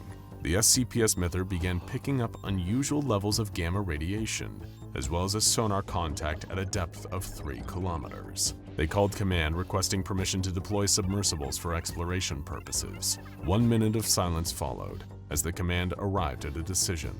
Request denied. Return to base for debriefing. And so, Delta-7 began to evacuate the area once more, steaming in the opposite direction of the battle. Over the next 5 minutes, CCTV cameras on the vessels picked up an unusual sight. As the gamma radiation levels continued to increase, the ocean turbulence also worsened, tossing smaller vessels and nearly causing them to capsize. Then, all of a sudden, the water stilled, and 4 large yellow orbs appeared below the surface, approximately 300 meters from Delta-7. They lingered there for 2 minutes before vanishing. Afterward, a new sonar contact was detected, 5 kilometers deep, directly beneath the task force. Command, we've lost the signal from the previous contact and are no longer detecting gamma radiation.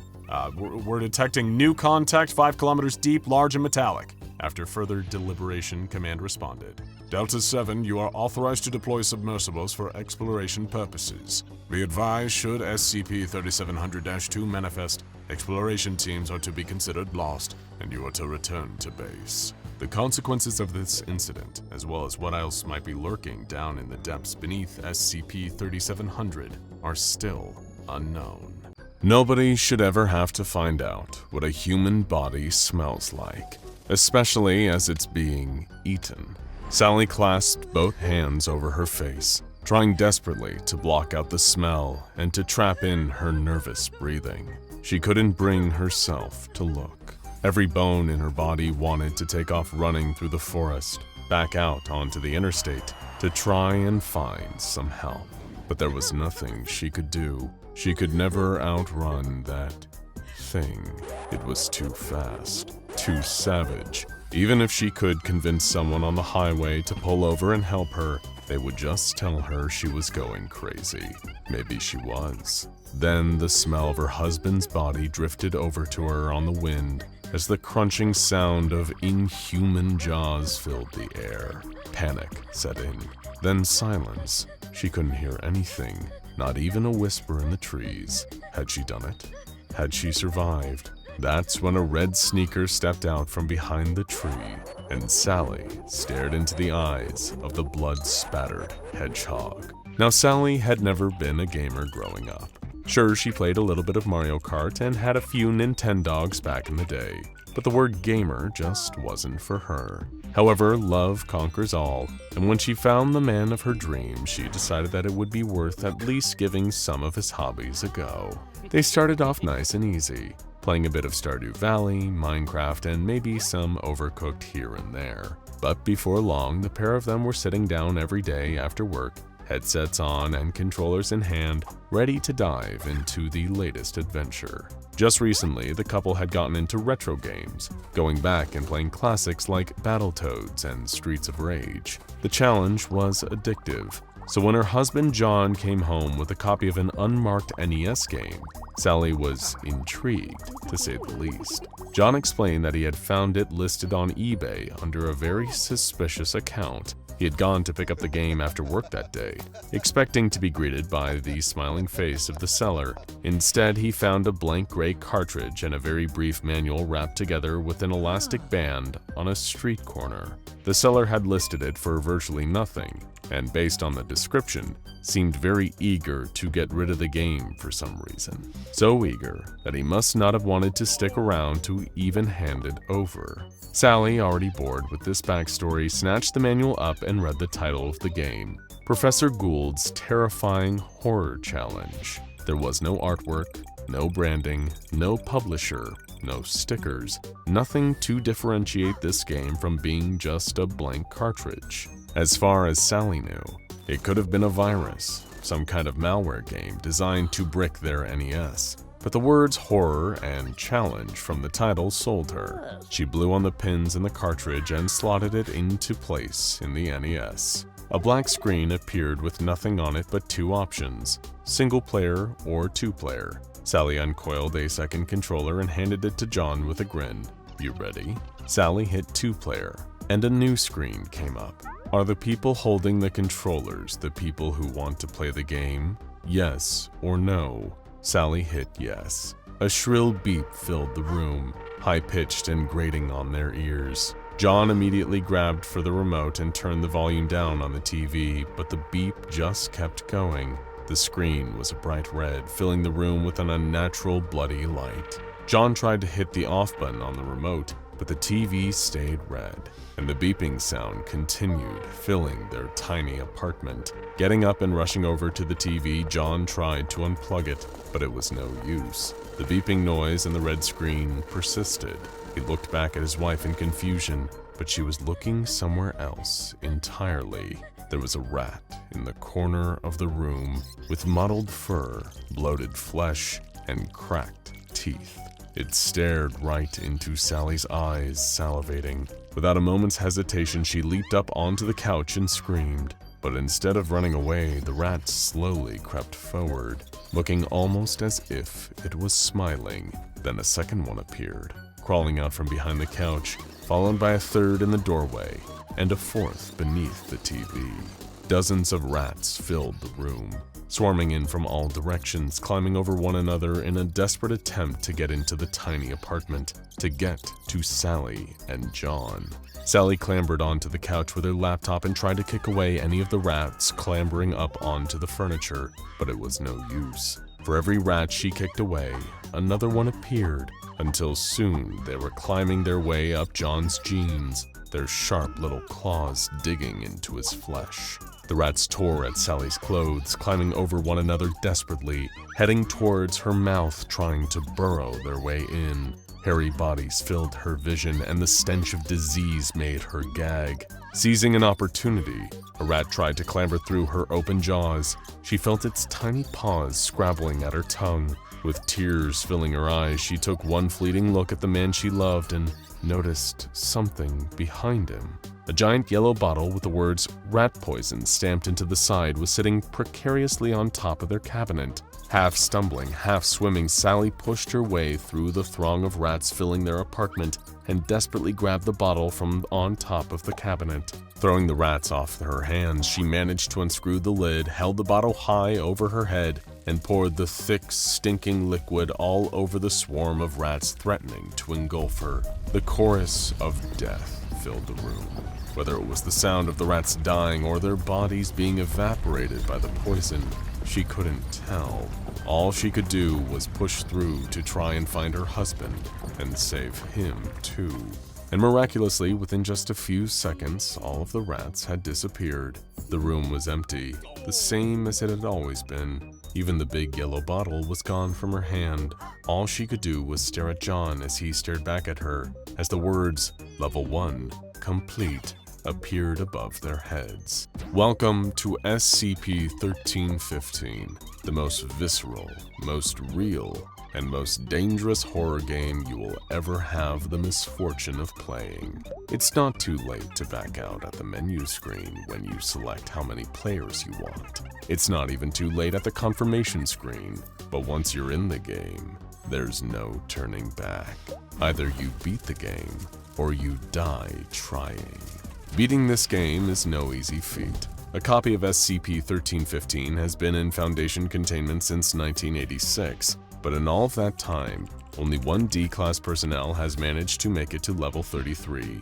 It is not known how many levels there are, but there is theoretically a final boss. The reason why no one has been able to beat it thus far is that with each level, the difficulty of the game increases. Relatively minor challenges in the first few levels give way to extremely difficult, life-threatening scenarios as the player progresses. These levels broadly follow the same pattern each time, but individual levels often contain an element of randomness. For example, level 1 that Sally and John played contained rats, but other tests have shown subjects being swarmed by insects and spiders, often coinciding with established phobias that the subject has reported prior to the experiment. 2 hours later, John and Sally were running low on ammo.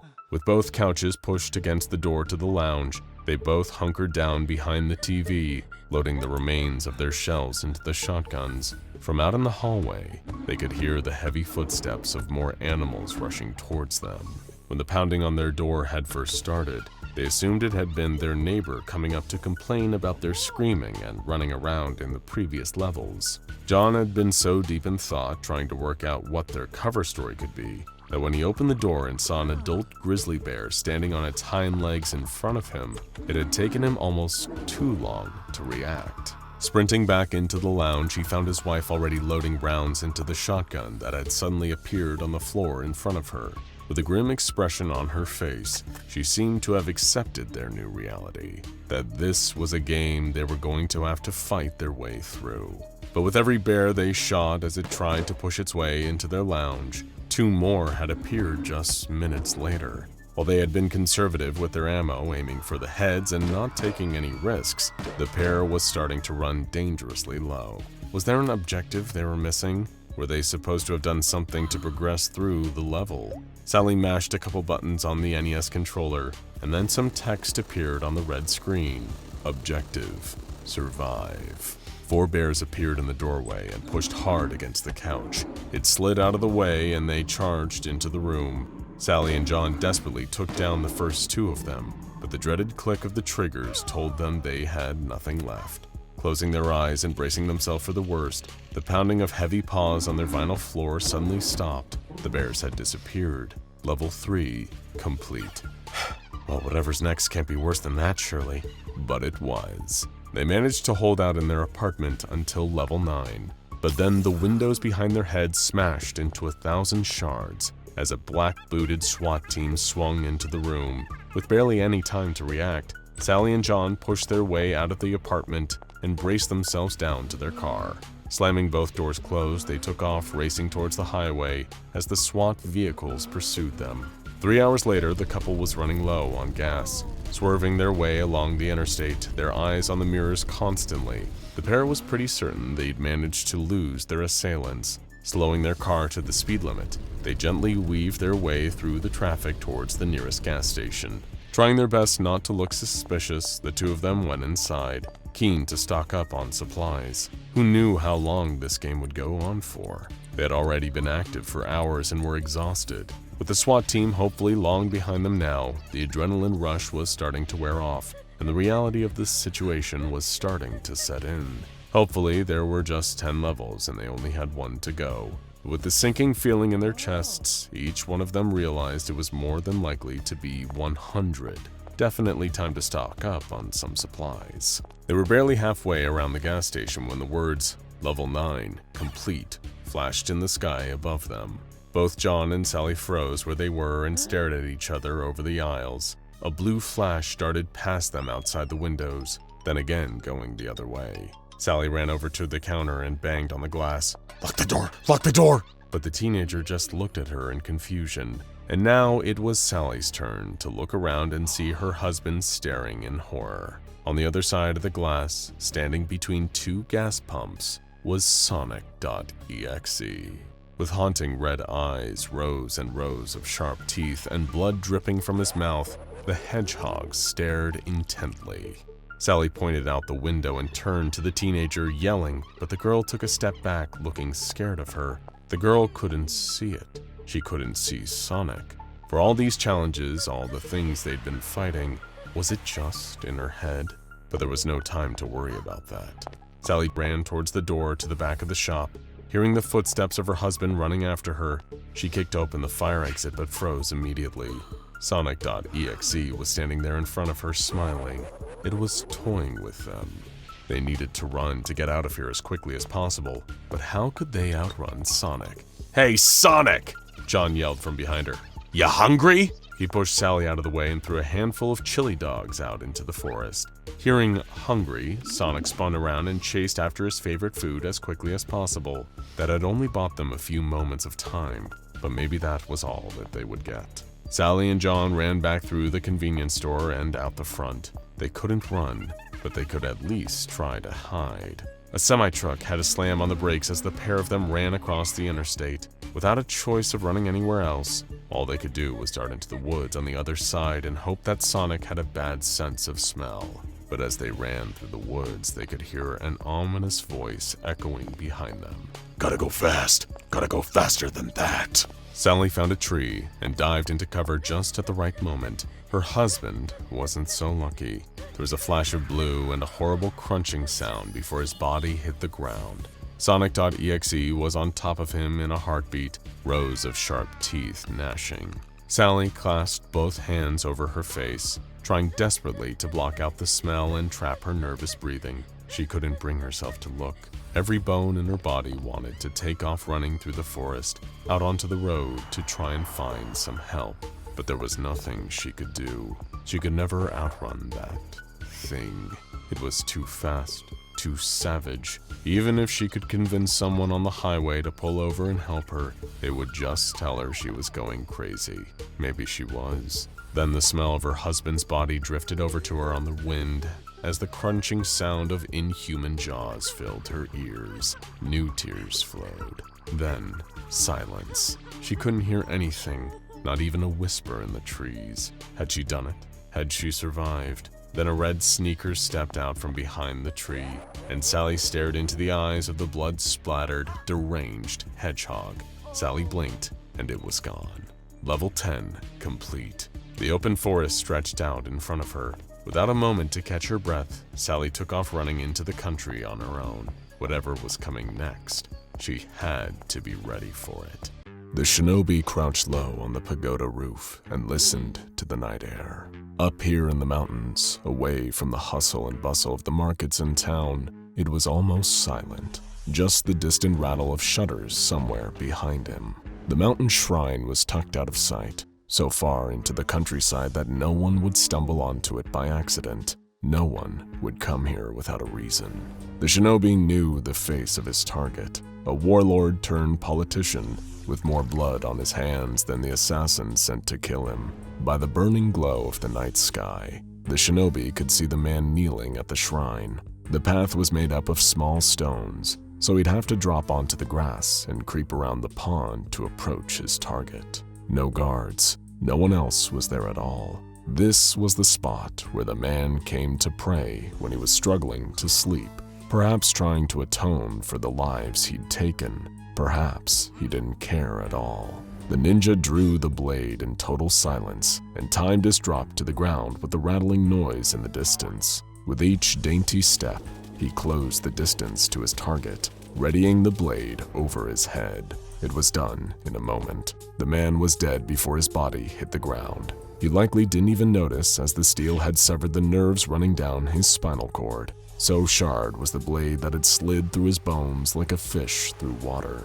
Raising the blade to his eyes, the shinobi cleaned it quickly. If he was seen with blood on his sword, he would immediately be implicated. Not that he was ever seen, but precautions like this were what kept him out of sight for all these years. When you lived in the Valley of Ashes, the burial grounds for countless wars, you had to become a shadow, become one of the ancient spirits haunting the woods. But as he wiped the red from the steel, he caught a flash of light in the reflection, an orange glow marking a jagged line across the metal. That's strange. Sunset was several hours ago. Come to think of it, why was there an orange glow in the sky? He snapped his neck around to see the fires through the gates into the pagoda's garden.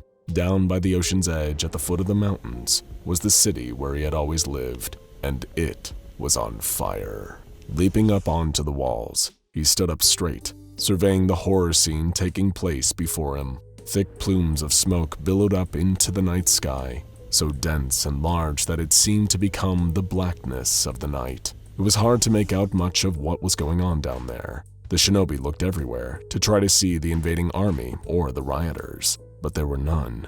Just people running in all directions, like ants out of a flooding nest. But there, moving in amongst the smoke, were other shapes, impossibly tall, lumbering around like people. People that towered over the houses, that had to crane down to the ground to scoop up the poor civilians who were running this way and that. The shinobi stood there terrified, as he realized that the rattling sound he'd been hearing all night wasn't from any shutters at all. He could do nothing but watch as the trees in front of him trembled and buckled in all directions as a hulking, shadowy figure lumbered towards him. The Imperial Japanese Anomalous Matters Examination Agency, or the IJAMEA, was a Japanese agency responsible for tracking a number of mysterious and often dangerous artifacts, creatures, and anomalies prior to the Second World War. In 1945, the IJAMEA was shut down and absorbed into the SCP Foundation. All of these data, historic records, and anomalies were all transferred over into the Foundation's control. Reasons for this were partially political and partially in the interest of world peace. The formation of the IJMEA was influenced heavily by Japan's ties with Germany in the first half of the 20th century. The Imperial German Anomalous Matters Examination Agency was the blueprint for their Japanese equivalent. However, with increasing militarism in Japan throughout the 20th century, the IJMEA became increasingly obsessed with trying to harness their anomalous discoveries in the interests of military power. Their goal became the establishment of a yokai battalion, powerful enough to establish them as one of, if not the world's greatest superpower. Following the bombings of Hiroshima and Nagasaki, Japan surrendered in the Second World War and agreed to dissolve its military, including the IJAMEA. That left the Foundation with the task of picking up the threads left behind and trying to come up with new ways of securing, containing, and protecting some of Japan's most deadly SCPs. Few more deadly and evasive than the entities that were too much, even for the Yokai Battalion. SCP-2863. In 1946, cleanup operations were in full effect, trying to deal with the fallout from the atomic bomb dropped on Nagasaki. Crews dressed in lead-lined suits worked around the clock, burying radioactive material and trying to remove as much contaminated debris as possible. Rebuilding the city was still a long way off. At various points, the wind would kick up and carry the dust left behind into the air, creating a dangerous radioactive haze. Crews continued to work through such conditions as the understanding of airborne contamination was still in its infancy. Watanabe Goro was one such worker. Midway through a night shift and clasping a damp rag to his mouth, he pushed on through the dust, clearing out building after building. They had spent the morning carrying corpses out of an unidentifiable building. The corpses themselves were pretty much worn away too, just skeletons really, charred by the blast from months before. As Goro staggered along the street, he kept feeling like he was imagining things. The long hours and traumatic conditions were enough to make him see all kinds of things in his dreams, but he kept feeling like his dreams were starting to creep into the real world. Shadows kept moving through the haze all around him, taller than buildings, staggering around as if they were drunk. They had been appearing all night, just out of sight, but always close by. He stopped and leaned against what was left of a brick wall. There was one of his hallucinations now just up ahead of him. The husks of buildings on either side of him were about as tall as their knees. It must have been 30 meters tall at least. But its legs were strange. There seemed to be a gap in the middle of each of them. They were skinny. No, skeletal. The skeleton's foot crushed a car right in front of him. The crunch of metal was loud enough to snap Goro out of his stupor. This wasn't a hallucination. Hallucinations can't crush cars. With a yelp, he tumbled backwards, staring up into the haze of dust. He saw the shape of a pelvis. Above it, what must have been a ribcage the size of his house, but the creature disappeared into the darkness and the dust. If it was too tall for him to see its face, maybe it was too tall to see him on the ground as well. The skeleton stopped, standing directly over him. For a second, he thought that maybe he'd be okay, but then, with a great rattling rumble, the monster hunched down low, and the enormous skull appeared out of the haze, flying right towards him. He managed to dodge its gnashing teeth, but it caught his foot, sending him rolling through the radioactive dirt. Goro didn't give himself a moment to recover, though. He took off running as fast as he could, hearing the rattling sound terrifyingly close behind his back. You will be pleased to know that Watanabe Goro survived this incident. With only minor injuries, he managed to navigate his way to the nearest police station, where SCP agents, already familiar with the entity he had encountered, took control of the situation. The so-called starving skeletons had been roaming the bomb sites for several weeks by that point. It was the Foundation's first exposure to one of the oldest known entities that the IJAMEA had been studying for years. To date, 206 separate instances of SCP-2863 have been officially recorded. However, the myth of the Gasha Dokoru had been circulating in various parts of Japan since the 10th century at least. Giant skeletons were said to haunt the sites of particularly deadly battles, hunting by night, and feeding on the blood of their human victims. These myths tally up with what the Foundation currently knows about these entities. Instances of SCP-2863 only appear after sunset and will lose all corporeality when exposed to sunlight in the morning, or any light source over 1.1 lux. To give you some reference for that, moonlight typically falls between 0.25 and 1 lux. A typical room with the light on will be 100 or even 1,000 times brighter. As you can imagine, this has made them virtually impossible to contain, as they manifest and unmanifest outside of controllable conditions. They seem to have continuous existence in some way, however, as previously neutralized instances can and will reappear later on. In folklore, the Gasha Dokoru are spirits that take control of skeletons. Some hesitant researchers have posited that perhaps the instances that dematerialize are returning to their spirit form. Little is understood about what that means in practice. What's more, this SCP cannot be photographed. All attempts to capture them on film or digital cameras have failed, including video tests. It is theorized that there is a link between them not appearing on camera and their disappearance when exposed to light. Again, the link between them is still mostly unknown.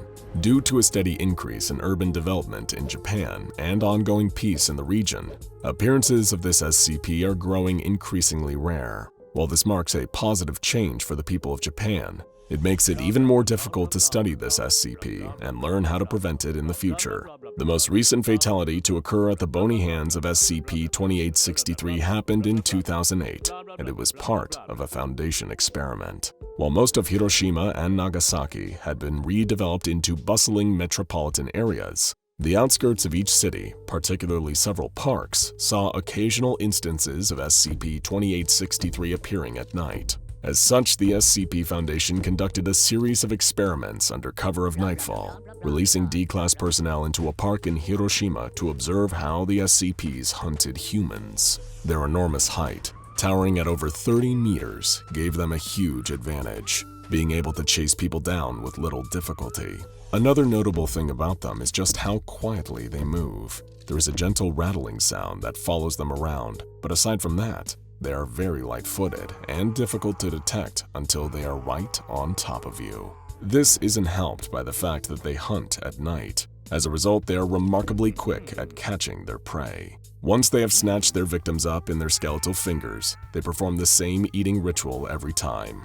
They eat the person and consume their blood. Initially confused by this finding, the Foundation was unsure where the blood was going, as the skeletons had no obvious digestive system.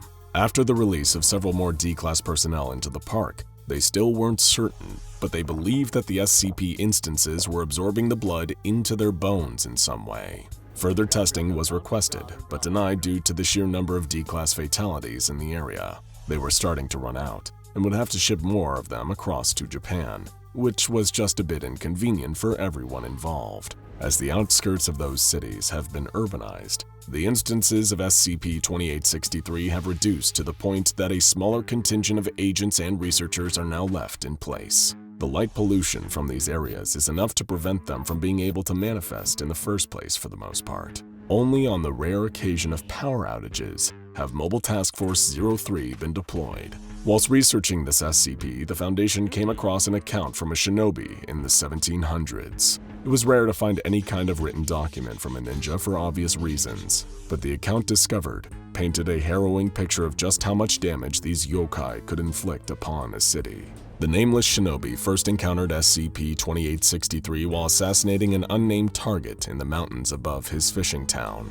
Looking down on the fires below him, he saw human shapes walking through the smoke, dwarfing the buildings they moved between, before an instance charged through the trees straight at him. Diving out of the way, the shinobi quickly melted into the shadows. Both man and demon hunted one another throughout the night. He managed to climb onto its spine and inflict what he was certain would be a killing blow to the skeleton, only for his blade to bounce right off the bone. Caught and vulnerable for the first time in his life, the shinobi was helpless as the spirit threw him from its back into the courtyard and charged at him.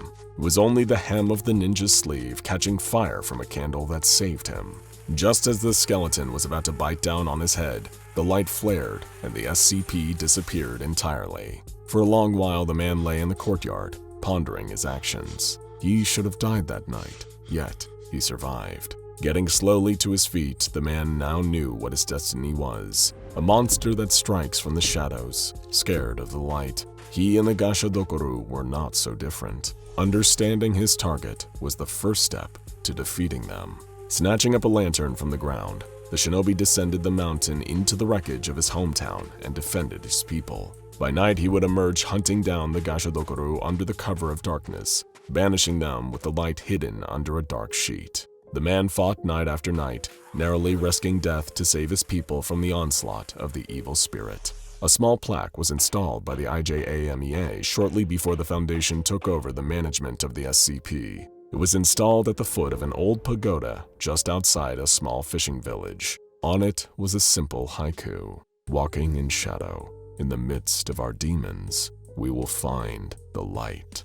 The diver screams a silent scream as the giant squid's beak digs into his skin, its many grasping tentacles grabbing him and holding him in place. Nearby, his fellow divers are driven half-mad with terror as they see mysterious figures floating towards them through the murk, and strange Russian voices speaking in their heads. Nobody can help them. They're down too deep, too consumed by the darkness and the pressure of the sea. They're now at the mercy of whatever is inside the submarine. Beginning in the 1940s, with the dawn of nuclear weapons, the American government conducting the world's first atomic weapons test, and the Soviet Union responding in kind with nuclear testing of their own, the two powers entered an arms race fueled by rivalry and a thirst to prove their strength on the world stage. What followed were decades of staggering technological advancements as each nation tried to outdo and intimidate the other. The Soviet Union crossed into the cold reaches of outer space, deploying the satellite Sputnik. The United States responded with the founding of NASA. Tensions reached a fever pitch during the Cuban Missile Crisis of 1962, as United States citizens feared they were teetering on the brink of nuclear war. In July of 1968, the Soviet Union, the United Kingdom, and the United States came together to sign the Treaty on the Non-Proliferation of Nuclear Weapons, agreeing to abandon their pursuit of increasing nuclear power and turn their focus to disarmament. But several months before the treaty was signed, the Soviet government was dealing in weaponry far more dangerous than nuclear missiles, something the other world powers knew nothing about. These deadly secrets were hidden aboard a submarine known as SCP-741. SCP-741 is the underwater wreckage of a Soviet submarine that sank in March of 1968 and came into the custody of the SCP Foundation in 1999. The Submarine, a version of the Charlie II class, was deployed under unusual circumstances, which attracted the attention of the United States government. In an attempt to learn more about the submarine, the US government launched Project Redacted, which attempted to recover the vessel from the ocean in the early 1970s. They managed to recover a few pieces of the vessel, though the specifics are highly classified. In the late 1990s, the US government contacted the SCP Foundation, informing them of a possible Euclid or Keter-class anomaly in the wreck. At this point, it passed into the custody and surveillance of the Foundation. The submarine is on the ocean floor, broken into 3 pieces. The hull was broken into bits during Project Redacted recovery attempt, but was largely intact when it first sank except for 2 holes, one just in front of the sail and one just below the starboard missile tubes. Apparently, the vessel sank rapidly due to flooding after an enemy missile strike, which occurred while it was surfacing. Though all parts of the submarine are accounted for, no members of the crew have been located. Additionally, none of the emergency escape equipment on board has been used, raising further questions about what became of the crew. Wherever they went, they seem to have left something behind. Whenever divers are sent down to investigate the wreckage, they report experiencing anomalous currents and strange sea life, and hearing moans, disembodied voices, and incoherent whispering. They also report seeing blurry, faintly glowing figures. Additionally, the ocean life in the area is unnaturally aggressive, particularly large squid and sharks. This effect was first noted during a manned expedition into the waters around the wreckage, described in Incident Report 1741-A. Divers A-26 through A-30 embarked from the icebreaker Yamal into the waters below with the intention of studying the potential anomalous activity surrounding the wreckage. As the group of divers approached the submarine, they could feel the shift in the water around them, the oppressive feeling of abnormally increasing pressure bearing down and threatening to crush them. If their specialized diving equipment were to fail, they knew that that would be it, and the command would have to come and fish their corpses out of the water. Or even worse, they would vanish entirely, meeting the same mysterious fate as the crew of that doomed submarine. But they couldn't fixate on that. They had a job to do. At first glance, the wreckage appeared undisturbed, unchanged since the previous inspection. Still, they needed to take a closer look to be sure. As the team got closer to the vessel, A-30 was startled by the sight of movement from within the wreckage, spotting motion through one of the holes in the structure as something passed by. He pointed it out to his colleagues, but they dismissed it as likely a giant isopod or spider crab, which were crawling all over the surrounding area. A-30 laughed off his jumpiness, agreed that they were probably right, and continued the exploration as planned. Control authorized the divers to proceed to the next step, and A-29 activated sonar and lights, moving toward the starboard side breach. There, a faint glowing caught his eye. The glow resembled that of radioactive material, but when the team checked the radiation levels in the area, they remained stable. Whatever the source of the glow was, it wasn't radioactive. At this point, his neutron counter began to register something, and all of a sudden, a disembodied voice could be heard saying, "Vasily Yevgeny, can you hear me?" The voice was muffled, and though it could be heard over their communication channels, it emanated from somewhere in the wreckage, deep, deep underwater. As A-29 watched, a glowing shape emerged from the darkness. It was only an outline, the suggestion of a silhouette, but the shape was undeniably familiar. It looked like a person. The other divers quickly noted the apparition too and began to panic. Some checked their nitrogen levels, believing it to be some sort of nitrogen narcosis, while others pointed out that they couldn't all be suffering from nitrogen narcosis at the same time. The unknown voice continued speaking, saying, "Help me, it is getting hard to breathe." The divers debated what to do next, questioning whether what they were seeing was even real, when all at once, the humanoid figure vanished from sight. The divers attempted to shake off the startling encounter, and they resumed their duties, the investigation proceeding as normal. After a few moments of uneventful work, another interruption presented itself in the form of a 5-meter-long squid swimming around the wreckage. Its presence startled the divers at first, particularly those closest to the animal, but the others encouraged them to ignore it, citing the fact that there are no records of these squid attacking humans. So they did, continuing their work as the squid circled them with apparent curiosity. A-27 spotted an unusual shell below the wreckage, notably large and difficult to identify, and Control requested that they bring it up to the surface for further inspection by a marine biologist. The diver began attaching haul cables to the shell as the squid crept closer and closer. All of a sudden, A-26 screamed, and there was a sudden bloom of blood in the water. The squid, despite it being uncharacteristic behavior for its species, attacked the diver, biting him savagely. Prompted by cries for help from the diving team, Control began to reel A-26 back towards the surface, proceeding slowly to give him decompression time, and the squid took advantage of the slow retreat. It chased after the diver, grabbing hold of him and biting down again, tearing away at him as it gripped him in its tentacles. Still, Control continued reeling him in, hoping to free him from the squid's grasp as they yanked him to the surface. The other divers were ordered to get themselves out of there as fast as possible, an order they gladly obeyed. As they swam back to the surface, A-30 saw something else moving in the depths. He couldn't make out what it was, but the sight of it gave him a sick feeling of dread deep in the pit of his stomach. The 4 divers were recovered alive, along with the shell. Examination of the shell indicated that it resembled that of the extinct orthoconic nautiloids, but it was not fossilized. It was taken for further study, given the possible implication of extinct species anomalously manifesting in the vicinity of SCP-714.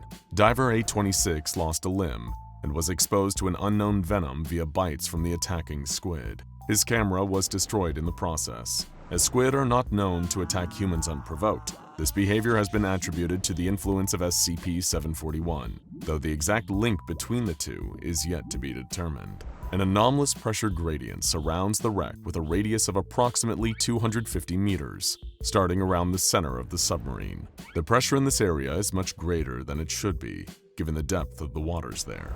This unusually high pressure makes sonar analysis extremely difficult, as well as threatening the safety of any divers in the vicinity of the wreck. The few records that the Foundation has managed to obtain from the Russian and US governments indicate that the submarine was being used to transport some sort of secret cargo. Though the specifics of this cargo are still unknown, there is reason to believe that it differed from any type of nuclear or chemical weaponry.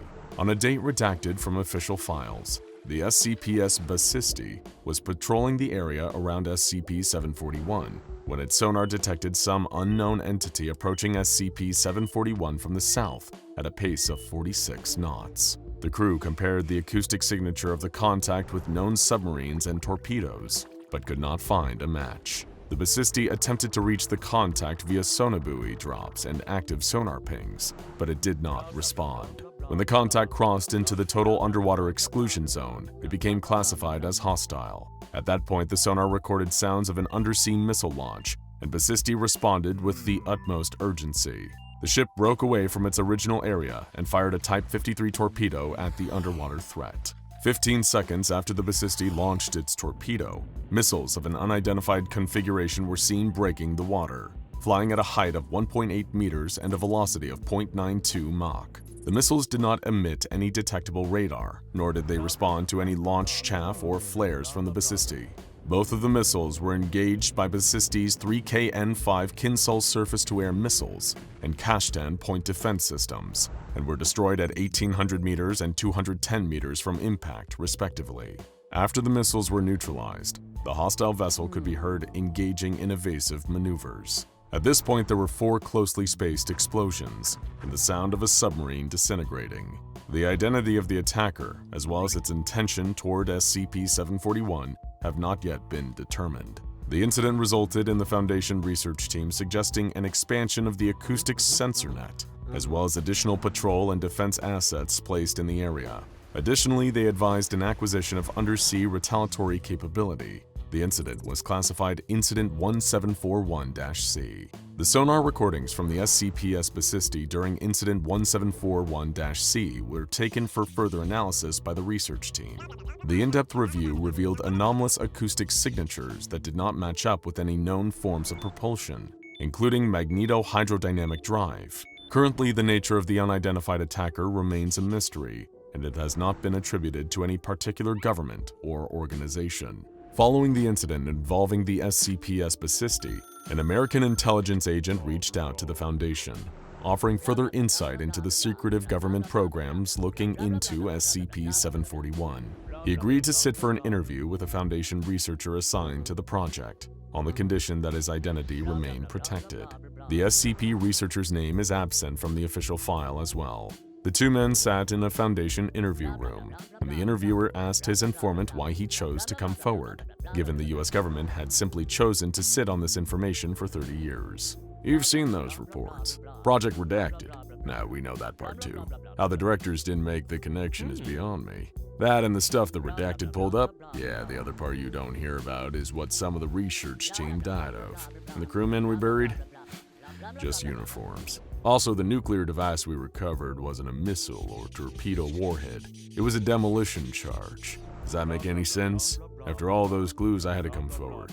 Why the directorate didn't is something I can't fully explain. This particular statement puzzled the Foundation researcher, raising questions he hadn't anticipated. Only uniforms? Did this mean that the sub had been unmanned? The informant replied, No, not unmanned. There were no bodies, but personal effects were everywhere, along with uniforms. There was some blood, human. Before you ask, on one of the torpedoes and a bit of skin where somebody probably crushed his hand loading the thing. Just no bodies left. When I first looked into all this, I had no clue what the hell had gone on down there, but I started putting things together. The Foundation agent began to speculate based on the mounting evidence. Could it have been a Soviet weapons program?